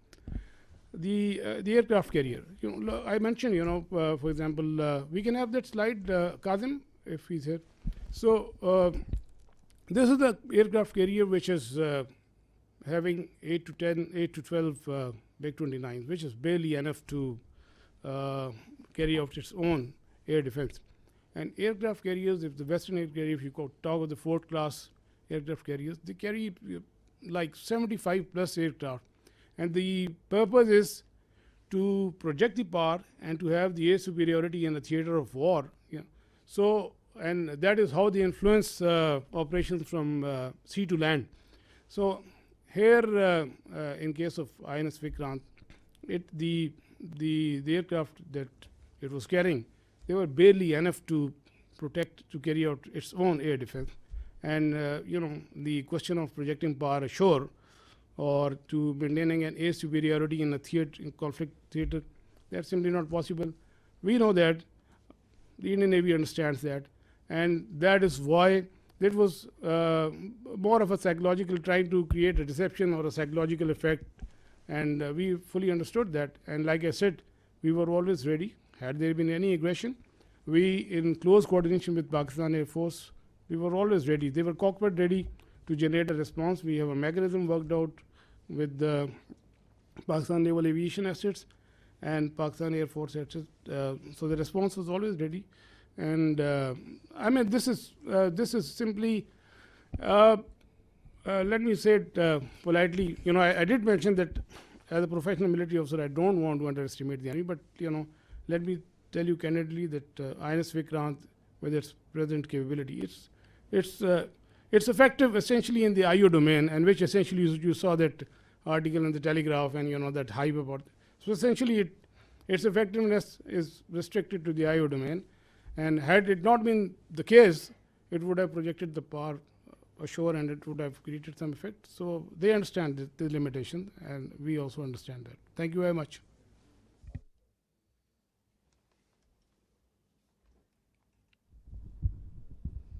जना साहब जी, खालिद महमूद जी, express TV से। जना साहब, Indian media ने जो 3 दिन में तूफ़ान बर्पा किया, उसको तो हम अच्छी तरह जानते हैं, उसका जवाब भी उनको दिया गया। आज जो उनकी स्पोक्स पर्सन थे, मिलिट्री स्पोक्स पर्सन, उनकी आज प्रेस कॉन्फ्रेंस हुई, उसमें उन्होंने बताया कि बहावलपुर में जो उन्होंने टारगेट किया था, उसमें रऊफ़ नामी शख्स को उन्होंने टारगेट किया था और उसको वो बहुत हाई वैल्यू टारगेट अचीवमेंट उसको शो कर रहे हैं। आप बताइएगा कि क्या ऐसा कोई वाक़या वहाँ पे हुआ और इसकी हकीकत क्या है? I think this question was discussed day before once we had the last press conference. And because this was discussed in this point was made by this, so we have pulled out the same video clip. So I'll just see that first, so that you can see what the fact of the matter is. If you can, if we can run that clip, because the reality is for everyone to clear, is obviously for everyone to see. So you see, yes, this one. If you just stop here. So this is the Indian High Commissioner in UK who is showing on international media picture of a person leading the prayers. You can see that. Now he is saying that this man is brother of an alleged person who is in incarceration, and that this man is the brother of that terrorist, the alleged terrorist that they say. Now run this. If you can run this clip. This person here is a sanctioned terrorist under the American sanctions regime. His name is Hafiz Abdul Rauf. So he's saying, stop here. So he's saying he is Hafiz Abdul Rauf, who is a sanctioned terrorist, and this terrorist is leading this prayer.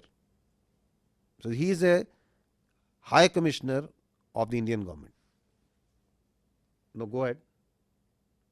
That you're mentioning. Look who's behind it. Pakistani military. Look at the coffins there. They have the Pakistani national flag. Masood Azhar's brother has been killed in Operation Sindoor. That's Maulana Now stop here. Rauf Azhar. Masood Azhar. Kindly please. So what he's saying now, their media is saying that no, this person has died. So at the same time he is dead for them, at the same time he is alive for them, to whom to believe. So what we did was, we tried to reach out this man, because there was a person who was leading the prayers. Now we'll show you that man.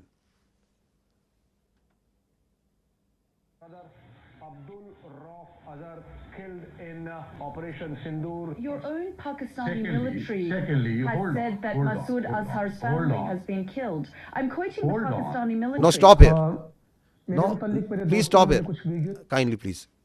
No, the misinformation that is being spewed from the Indian side is being also picked up by international media, because they push it out so aggressively and so much that a very a journalist of an international media is saying, believing that the brother of the story, because that story has been told, has been given to her by a very top ranking official, and she is saying that the military officials of Pakistan have said that.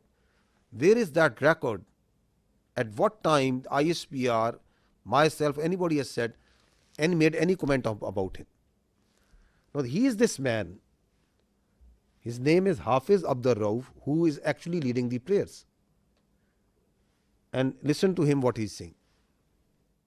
जी एक जनाजा पढ़ाने की मुझे बड़ी ही शदीद तकलीफ है और रंज भी है कि बगैर किसी तस्दीक के, बगैर किसी तहकीक के मेरे बारे में इतनी बड़ी बड़ी बातें और बैनुल अक़वामी चीज़ें बयान कर दी हिंदुस्तान ने और उनके मीडिया ने, जो बिल्कुल ही मुज़क्का खेज़ है और जिसका हक़ाइक़ से क़तन कोई ताल्लुक़ नहीं है। मेरी ज़िंदगी सबके सामने है।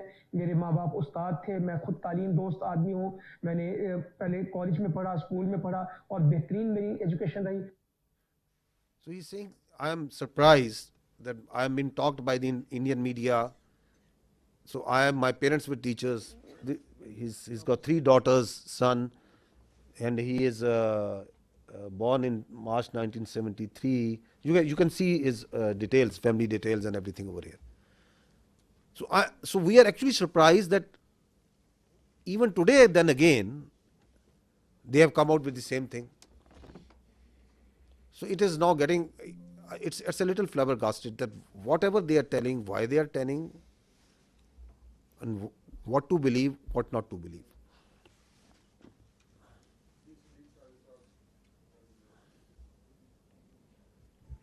सदीक साजा जी, एक न्यूज़ से रब नवाज साहब आपसे सवाल है कि अभी थोड़ी देर पहले INS विक्रांत के हवाले से बात हुई, क्योंकि इंडियन सोशल मीडिया जो था और उनका अपना मीडिया बहुत ज़्यादा हाइप क्रिएट कर रहा था, और फिर उसके बाद टेलीग्राफ की एक स्टोरी आई, फिर कराची की बंदरगाह کے حوالے سے کہ اس کے اوپر اٹیک ہونے والا ہے. پھر آپ دیکھتے ہیں کہ انڈین نیوی جو ہے وہ ہم سے 3 گنا وہ بڑی ہے. تو لیکن آپ نے یہ بھی کہا کہ ہماری جو فورس جو ہے وہ خاموش فورس ہے. تو کیا یہ جو خاموشی تھی کسی طوفان کا پیش خیمہ تھی جس کی وجہ سے وہ اٹیک نہیں کر سکے؟ کیونکہ ادھر تو لڑائی ہو رہی تھی اب آرمی کی بھی اور فضائیہ کی بھی. جی بہت شکریہ. وہ انڈین میڈیا نے تو آپ نے دیکھ لیا تھا کہ وہ کراچی پہ وہ اور باقی بھی لاہور کی بندرگاہ پہ بھی قبضہ کر لیا تھا جو آپ نے دیکھا اس پہ. تو وہ تو let's keep that aside. So again میں نے کہا نا کہ یہ بھی جو ٹیلی گراف کی بھی جو ساری یہ انفارمیشن آپریشنز ہیں اور جو میں نے آپ کی کیپیبلٹی بتا the end Indian navy also understands کہ اس کی کیا کیپیبلٹی ہے. اور اس کی فار ایگزامپل کراچی سے قریب لے کے آنا 400 میل میں میں نے آپ سے کہا even at that range and if it comes even closer so that makes it extremely vulnerable. They understand it perfectly well. ایک تو جو کوآرڈینیٹڈ تھریٹ ہے naval air arm and the Pakistan Air Force جو جنریٹ کرتی ہے وہ اور even جو ہماری سب سرفس ایلیمنٹس ڈپلائڈ تھے تو وہ دے فلی انڈرسٹوڈ ایٹ آل ٹائمز کہ کیا تھریٹس ہیں. لیکن ظاہر ہے کہ میں نے جیسے کہا کہ جو وار کی پروسیکیوشن ہوتی ہے that's not an isolated service matter that is coordinated at all 3 services level. تو وہ اس میں جو ڈیسیژن میکنگ ہوتی ہے وہ اسی حساب سے ہوتی ہے. اور لائک یہ میں نے کہا نا آئی او ڈومین میں جیسے آپ نے ٹیلی گراف کا ذکر کیا اور پھر وہ ایک تھوڑی سی تشویش سی پہلی تو وہ more of I O domain میں تھا. وہ تو جب اس سے بہت پہلے بھی جو ہے around I think 23 26 of April بھی جب وہ کاروبار سے نکلا تھا تو اسی دن وہ کراچی پہ پہنچ بھی چکا تھا. تو وہ بھی اس دن آپ نے ان کی میڈیا میں دیکھا ہوگا. تو وہ یہ سب اسی آئی او ڈومین میں تھا. اور capability they all understand and while I'm not undermining لیکن I'm just be factually correct. We understand we have our plan ready. اور مطلب اگر کوئی ایڈونچرزم کی طرف آتا ہے تو we will take them down. Thank you very much. We News سے ہوں سر. اس میں جو آپریشن ابھی لانچ کیا گیا تھا اس میں کافی اسلامک ٹرمنالوجیز یوز کی گئیں. بنیان مرسوس جو انڈین میڈیا سے تو پروناؤنس بھی نہیں ہو رہا تھا. اس کے علاوہ فالمغیرات صبحن یہ صبح کے وقت اٹیک کیا گیا جو کہ ایک سنت تھا. تو یہ کس کی کیا حافظ صاحب کا آئیڈیا تھا؟ یہ کس طرح پلان ہوا ہے؟ دیکھیں پاکستان کی جو افواج ہے پاکستان کی جو فوج ہے اس کے اندر جو اسلام ہے it is part not personally of our beliefs of each one of us. It is part of our training. It is part of our faith. Iman, taqwa, jihad fi sabilillah. That's what drives us. That's our motto. And alhamdulillah, we have a chief of army staff who has a strong belief. تو leadership جو سی ہے جو اوپر ہوتی ہے اس کا جو belief ہوتا ہے اس کی جو کمٹمنٹ ہوتی ہے وہ ٹرانسلیٹ ہوتی ہے انٹو ڈفرینٹ طریقوں سے آپریشنس میں بھی. تو یہ جو نام ہے یہ کیا بتاتا ہے؟ یہ بتاتا ہے کہ یہ مومن ہوتے ہیں جو اللہ کی راہ میں لڑنے والے ہوتے ہیں وہ سیسا پلائی ہوئی دیوار کی طرح ہوتے ہیں.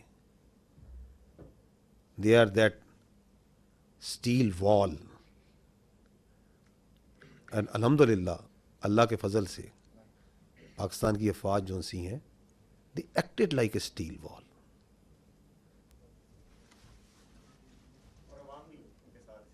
جی بغیر کسی شک کے میں نے اس لیے شروع میں کہا کہ سب سے پہلے ہم اللہ سبحانہ و تعالیٰ کے آگے سجدہ کرتے ہیں شکر کرتے ہیں. پھر ہم پاکستان کے عوام کا پاکستان کے یوتھ کا پاکستان کے میڈیا کا پاکستان کے سیاستدانوں کا تمام پولیٹیکل پارٹیز کا اس وقت جو ہماری پولیٹیکل لیڈرشپ ہے ان کی حوصلہ مندی کا یہ جو آپ نے رسپانس دیکھا ہے it is the all elements of national power. How quickly they came, how quickly they gel together and they were all that steel وال.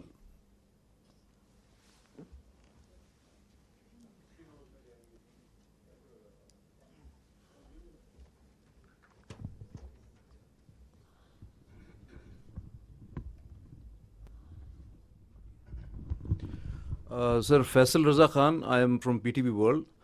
My first question is related to Pakistan Air Force. Beside the congratulations, you have got 6-0. Definitely. So my question, you were talking about spectrum supremacy. And this question is related to the cyber warfare and the space warfare that Pakistan Air Force successfully, whether it was the jamming or taken over of the satellite, and what was the nature of that satellite, whether that was the military one, because whole of the command and control system of the adversary, they always utilize those satellites for any action. That's one. And with the silent guy of Pakistan Navy, Vice Admiral Rabnawaz sahab. Sir, in Pulwama, we have seen on 4th of March 2019 when Pakistan Navy successfully detected the Indian nuclear-capable submarine. And in Navy terminology, we always say detection means destruction. So beside P-8I Poseidon, whether you have taken over any sort of a signature of the Indian submarines, because in submarine warfare, most of the times, naval assets, number one is the submarine that always go off the harbor and get into the enemy territory. So you have got any sort of a signature in any sort of your asset, from any sort of your asset, any signature of the adversary? Thank you, sir. Sir, please. Thank you very much. Thank you very much for your question. And you're right that we did make a mention of that detection on 4th of March in 2019 after the Pulwama incident, when we detected one of the submarines south of Pasni at that time.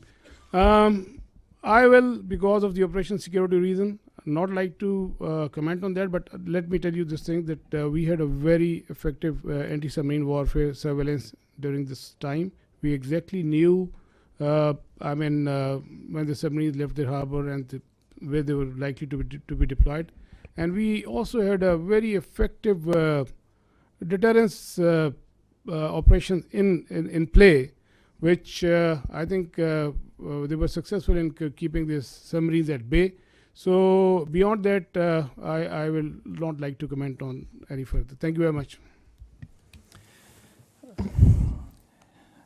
Regarding spectrum supremacy, जैसे कि I mentioned, it's a critical component, a very vital component, cardinal for the electromagnetic spectrum, and that we have cyber and space. They come hand in hand with EW. With the satellite, the satellite that was jammed was a military satellite used by them. The downlink is scuttled. It leads to decision paralysis if done on a continued level. There is no communication where beyond line of sight platforms are acting, so they kind of get redundant. Whenever any payload is within line of sight, it is working on certain other principles. When it is going beyond, it goes on SATCOM, and the SATCOM is denied, so its effectiveness is reduced to almost nil. And so is cyber, where the services are denied, the nodes, the C2 structure that are working over there in the whole architecture. So it's a kind of a paralysis that takes place, whereby cyber and space, they go hand in hand, and that is how you carry out the spectrum supremacy. I just mentioned it is Pakistan Air Force is really going into it with full momentum. Our Chief of the Air Staff is leading this initiative, whereby we are entering into this domain. And it gives you cross-domain effects. When one side is applied and multiple levels, you get the outcome, the providence, and the dividends. So this is the new warfare. This is the new thing that is there. As soon as the things are getting digital, wireless, we are relying on electromagnetic spectrum more and more, and so this becomes imperative that we have control over the spectrum. I just mentioned control of air is preceded by control of spectrum now.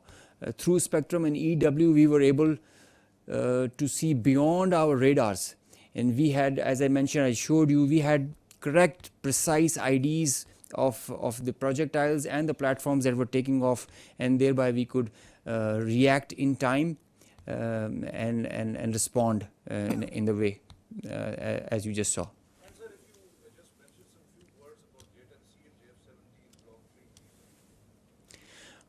JF-17 is a very potent platform. Pakistan is employing them very effectively, as you just saw. JF-17 is the pride of Pakistan, and the Block 3 has added potential, enhanced combat potential and effectiveness with the payloads that it carries. All these targets that were engaged were done by JF-17, Block 2 and 3s. It has the ESA radar. So J-10 is a very good thing. As you saw, it's not the fact that the Rafale is a bad plane. Rafale is a equally potent, very potent aircraft. I mean, if employed well, but it's how you're with all in all fairness and jokes aside, it's all the training. I think it's the, as I mentioned, the direction, the leadership that propels you in that direction, gives you confidence, and the support of the nation. That's the foundation the Pakistan Air Forces and the armed forces are standing on. The support of the nation, and the way you look at us right now and always do, this is what drives us. This is what drives us. Thank you.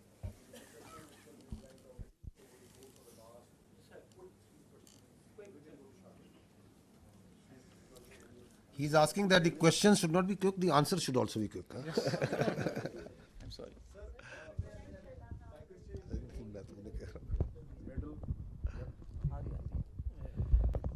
Sir आज Indians की तरफ से press conference की गई थी, उसमें इतराफ़ किया गया जब उनसे पूछा कि राफेल गिरा है, तो उन्होंने कहा कि जंग में नुकसानात होते रहते हैं, तो दुश्मन की तरफ से इतराफ़ करना कितना उसका इम्पैक्ट है। दूसरा सवाल ये है कि सर एक दिन पहले जब नायब सदर से सवाल किया गया कि इंडियन पाकिस्तान कशीदगी चल रही है, तो उन्होंने कहा it's none of our business, लेकिन वो क्या हुआ कि एकदम से उनका बिज़नेस भी हो गया और उन्होंने मोदी को कॉल भी की। कहा जा रहा है क्योंकि सेंसिटिव इन्फॉर्मेशन उनके साथ लग गई थी।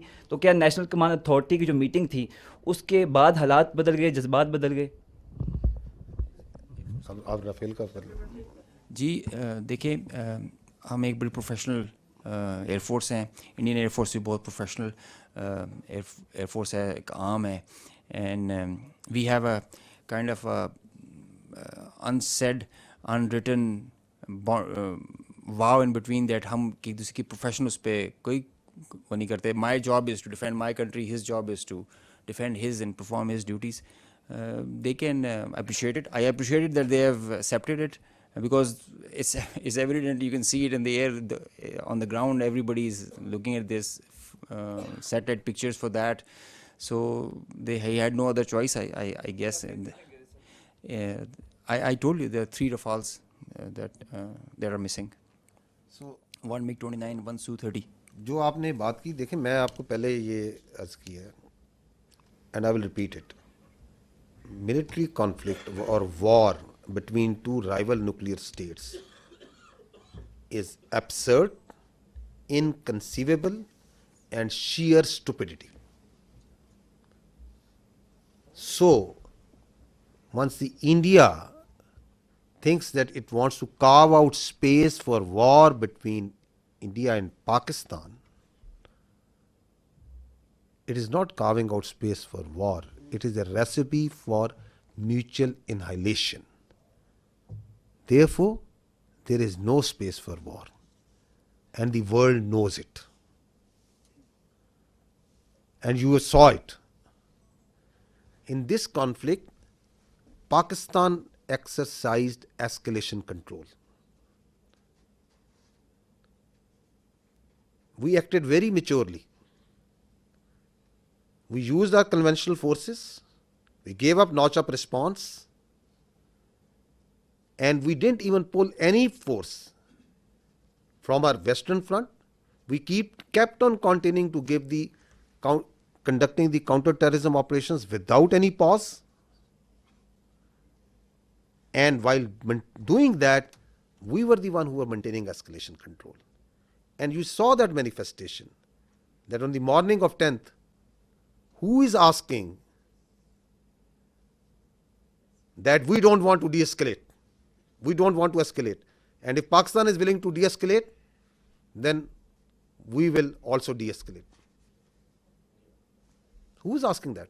Publicly. So the escalation control was with Pakistan. We were acting very maturely, and we understand that this is this notion of carving out space, it is madness. And that's why you said, that's why what you referred to, the world community, the international players, they very well understand that. Sir, I'm from Chinese media. My name is Yusuf Khan. So my question is that, sir, there is a news on foreign media and also on social media. Sir, my name is Yusuf Khan. I am from Chinese media, CCTV. Sir, there was a news on foreign media and also on social media that Pakistani Air Force entered the Indian airspace. I just want to know this, sir. Okay, let me answer you before the AVMs gives you the specific. Please, if we have to stay away from what's all coming on media and social media. If we go as per the conduct of this military conflict by the media and social media, then there were 15 attacks that Pakistan made. Karachi is already burned. Quetta is gone. And God knows what all has happened. There's a female pilot also in our captivity. I don't know. So let's try to stick to the facts, and let's not try to stay what the media or social media is saying.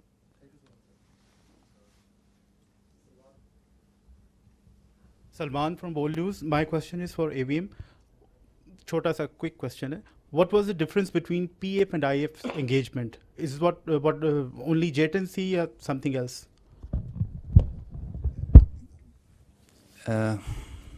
I think I did mention JTNC is a potent platform. So is JF-17, F-16, and Rafale also. It's how you employ them. It's a training. I think it is a training. It is the mindset. It is the mindset of our pilots. The aggressive mindset that we take. Pakistan Air Force, alhamdulillah, is giving training to foreign countries. They are coming and asking in numbers. They want to come and have training with us. We have been invited on international exercises.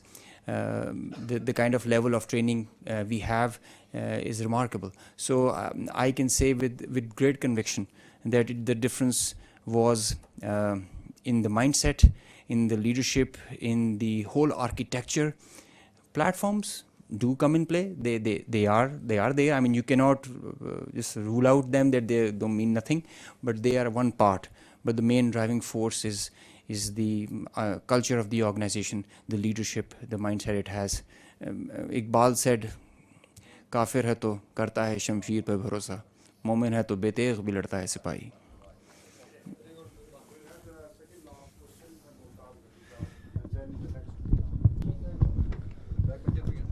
जल साहब, वैसे तो पहलगाम के फ़ौरन बाद जो disinformation operation launch किया गया था इंडिया की तरफ से इस कॉन्फ्लिक्ट के ऊपर, वो उससे सारी दुनिया आगाह हो चुकी है, मगर एक इंतहाई गैर जिम्मेदाराना ख़बर जो वहाँ पे फैलाई गई और फैलाई जा रही है वो यह है कि हमारी न्यूक्लियर फैसिलिटी को करियाना के करीब जो है उन्होंने हिट किया है। आल्दो हमें तो मालूम है कि ये फॉल्स है, मगर इंटरनेशनल कंजम्पशन के लिए मैं चाहूँगा कि आप अपना इसके ऊपर पॉइंट ऑफ व्यू दे दें। जी, फॉल्स है।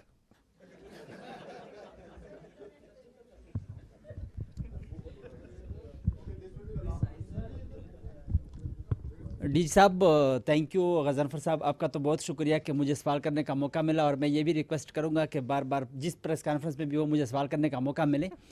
और अला नूर वज़ीर हूँ, मशरिक़ पेशावर ग्रुप से। मेरा सवाल ये है कि भारत और पाकिस्तान दोनों एक दूसरे पर दहशतगर्दी के इल्ज़ामात लगा रहे हैं, तहफ़्फ़ुज़ात। तो ये इल्ज़ामात या तहफ़्फ़ुज़ात कैसे दूर किए जा सकते हैं? मिल बैठ कर किरदार अदा करना चाहिए दोनों ममालिक को। और दूसरा सवाल मेरा ये है कि अगेन अगर मतलब इस तरह ड्रोन आते हैं तो गिराने के लिए क्या अमल है? और साथ साथ जो मतलब भारत की जानिब से आपने बात की लोगों की कि हमने लोगों को टारगेट नहीं किया, तो आपका लोगों के लिए मैसेज क्या है और फिर भारतीय आर्मी के लिए आपका पैगाम क्या है? देखें, वो जो ड्रोन है वो 84 से आपका दिल नहीं भरा जो हमने गिरा दिए हैं। जितने आए थे गिरा दिए, ठीक है ना, आएंगे और गिरा देंगे. तो आप please be there is no issue, remain totally comfortable. Whatever they will send, whatever they can send, with the support of the people of this country, these your armed forces have the capability to take them on. Absolutely no issue. जो आपने पहली बात क्या की थी?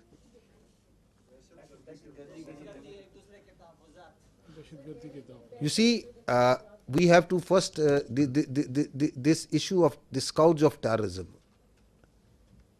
Who is facing it? It's Pakistan. Who is sponsoring it? Who is abetting it? It's India. So that's the reality.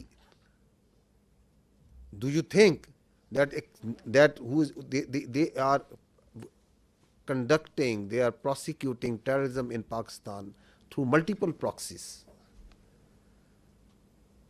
How to deal with it? How to deal with it is to gel the nation to stand together, as we have stood like a steel wall against this threat from India. This steel wall will smash this terrorism also, whatever they may do, whatever proxies they may put. And the state of Pakistan, with the support of its people, is doing it. It requires the whole of the nation approach. I will not go into the details. I have multiple times said that we have these 14 points of the National Action Plan. We have to implement that wholly. So this terrorism is not going to go away by talking with India. We don't look outside. We don't beg anyone that don't do this. Our strategy is not hope. We are a proud nation and we will finish off this terrorism. There should be no doubt in it.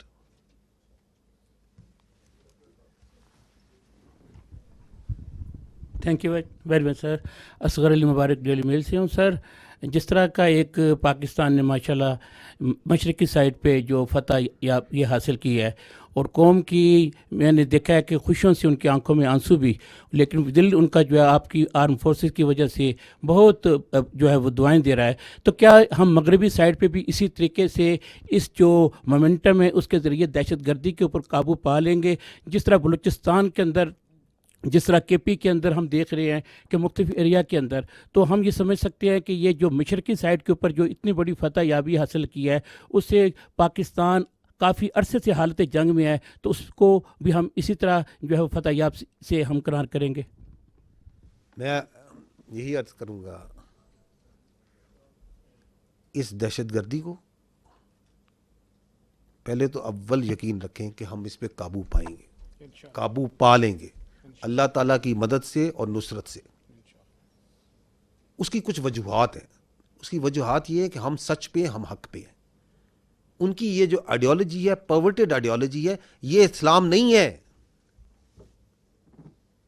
इसका इस्लाम से, दीन इस्लाम से, इसका इंसानियत से, इसका पाकिस्तानियत से कोई ताल्लुक नहीं है. इसका हमारे रस्म रवाज से कोई ताल्लुक नहीं है. मजलूम को मारना, खुद कुछ धमाके करना, मस्जिदें उड़ाना,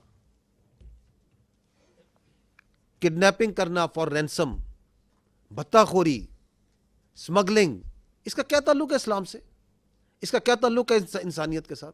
तो we are on the right, the nation is on the right. You have a battle hardened army. what we just need is that we stand together the way we have stood together. And this nation, for its survival, for its prosperity, is standing together. आपको नजर आ रही है ये कौम मुत्तहिद, इकट्ठी, एक अज़म, एक चमक हमें नजर आ रहा है, आपको नजर आ रहा है. एतमाद, बावजूद तमाम कोशिशों के दरार डाली जाए इस मुल्क के इदारों में, इस मुल्क की अफवाज में और अवाम में, किस तरह मुत्तहिद हुई है कौम? क्योंकि हमें पता है कि रियासत माँ होती है. इस माँ, इस रियासत की छत तले हम सब ने पलना बढ़ना है. कोई थोड़ा कम पढ़ लेगा, कोई थोड़ा ज़्यादा पढ़ लेता है, कोई अमीर हो जाता है, कोई गरीब होता है, जिस तरह ख़ानदान में भी फ़र्क होते हैं. But doesn't make us that we start fighting with each other. तो our unity, our resolve has been strengthen and will continue to be strengthened. And we will take on this terrorism اور ہمیں یہ بھی پتہ ہونا چاہیے کہ یہ بھی اسی دشمن جس نے ابھی کنونشنلی ہم پہ اٹیک کیا ہے, یہ بھی اسی کی لگائی ہوئی آگ ہے, یہ بھی اسی کی مکاری ہے. تو کیا ہم اس کو اگر وہاں مات دے سکتے ہیں تو اس کی اس مکاری کو مات نہیں دے سکتے؟ بالکل دے سکتے ہیں, اور دے کے دیں گے انشاءاللہ تعالی.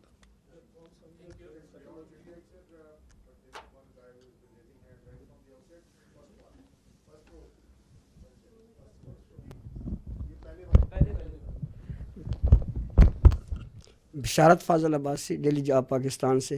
میرا اورنگزیب صاحب سے سوال ہے کہ ہمارے منسٹر نے بھی کہا تھا کہ جو ہمارے طیارے تھے وہ انڈیا کے طیارے جو کافی تھے ان کو ہم گرا سکتے تھے, تو کیا یہ بات صحیح ہے؟ ہمیں کیوں نہیں گرائے؟ اگر ہم گرا سکتے تھے تو ہم نے کیوں نہیں گرائے؟ جی سر. دیکھیے, I did mention escalation management and how you envisage and you plan the whole conflict. It is not reactive, it's proactive hota. So it is not also trigger happy also. So the principles give you direction and accordingly aap usko enact karte in the whole architecture. It's not firing at will. There is a prudent thought and a strategy behind it.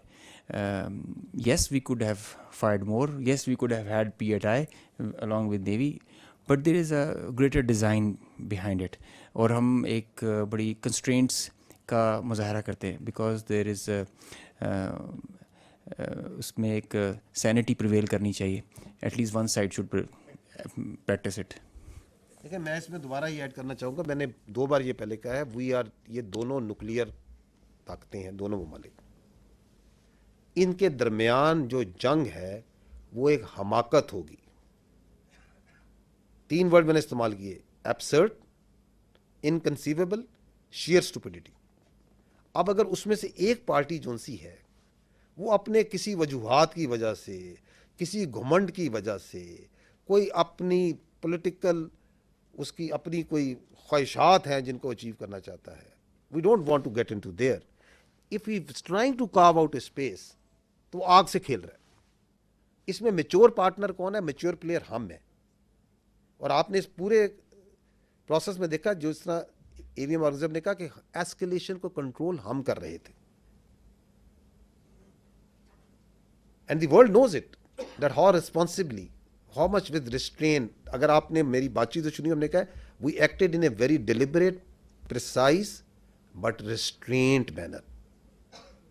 اپنی جو ہماری culture ہے, جو ہماری training ہے, جو ہمارے ایتھوز ہیں, اس کے مطابق سولینز کو ٹارگٹ نہیں کرنا, مساجد کو ٹارگٹ نہیں کرنا, پلیسز آف ورشپ کو ٹارگٹ نہیں کرنا, صرف اس کو ٹارگٹ کرنا ہے جو ہم پہ حملہ آور ہوا ہے. تو there is lot that is at play. We are not a trigger happy army, we are a peace loving nation. We want peace within and without. ہم صرف اگریشن کو جواب دیتے ہیں اور پھر ٹکا کے دیتے ہیں تاکہ کسی کی دوبارہ مجال نہ ہو ہماری طرف آنکھ اٹھانے کی. ہوگی تو پھر ہم آنکھ نکالیں گے. تھینک یو, بہت شکریہ بھائی.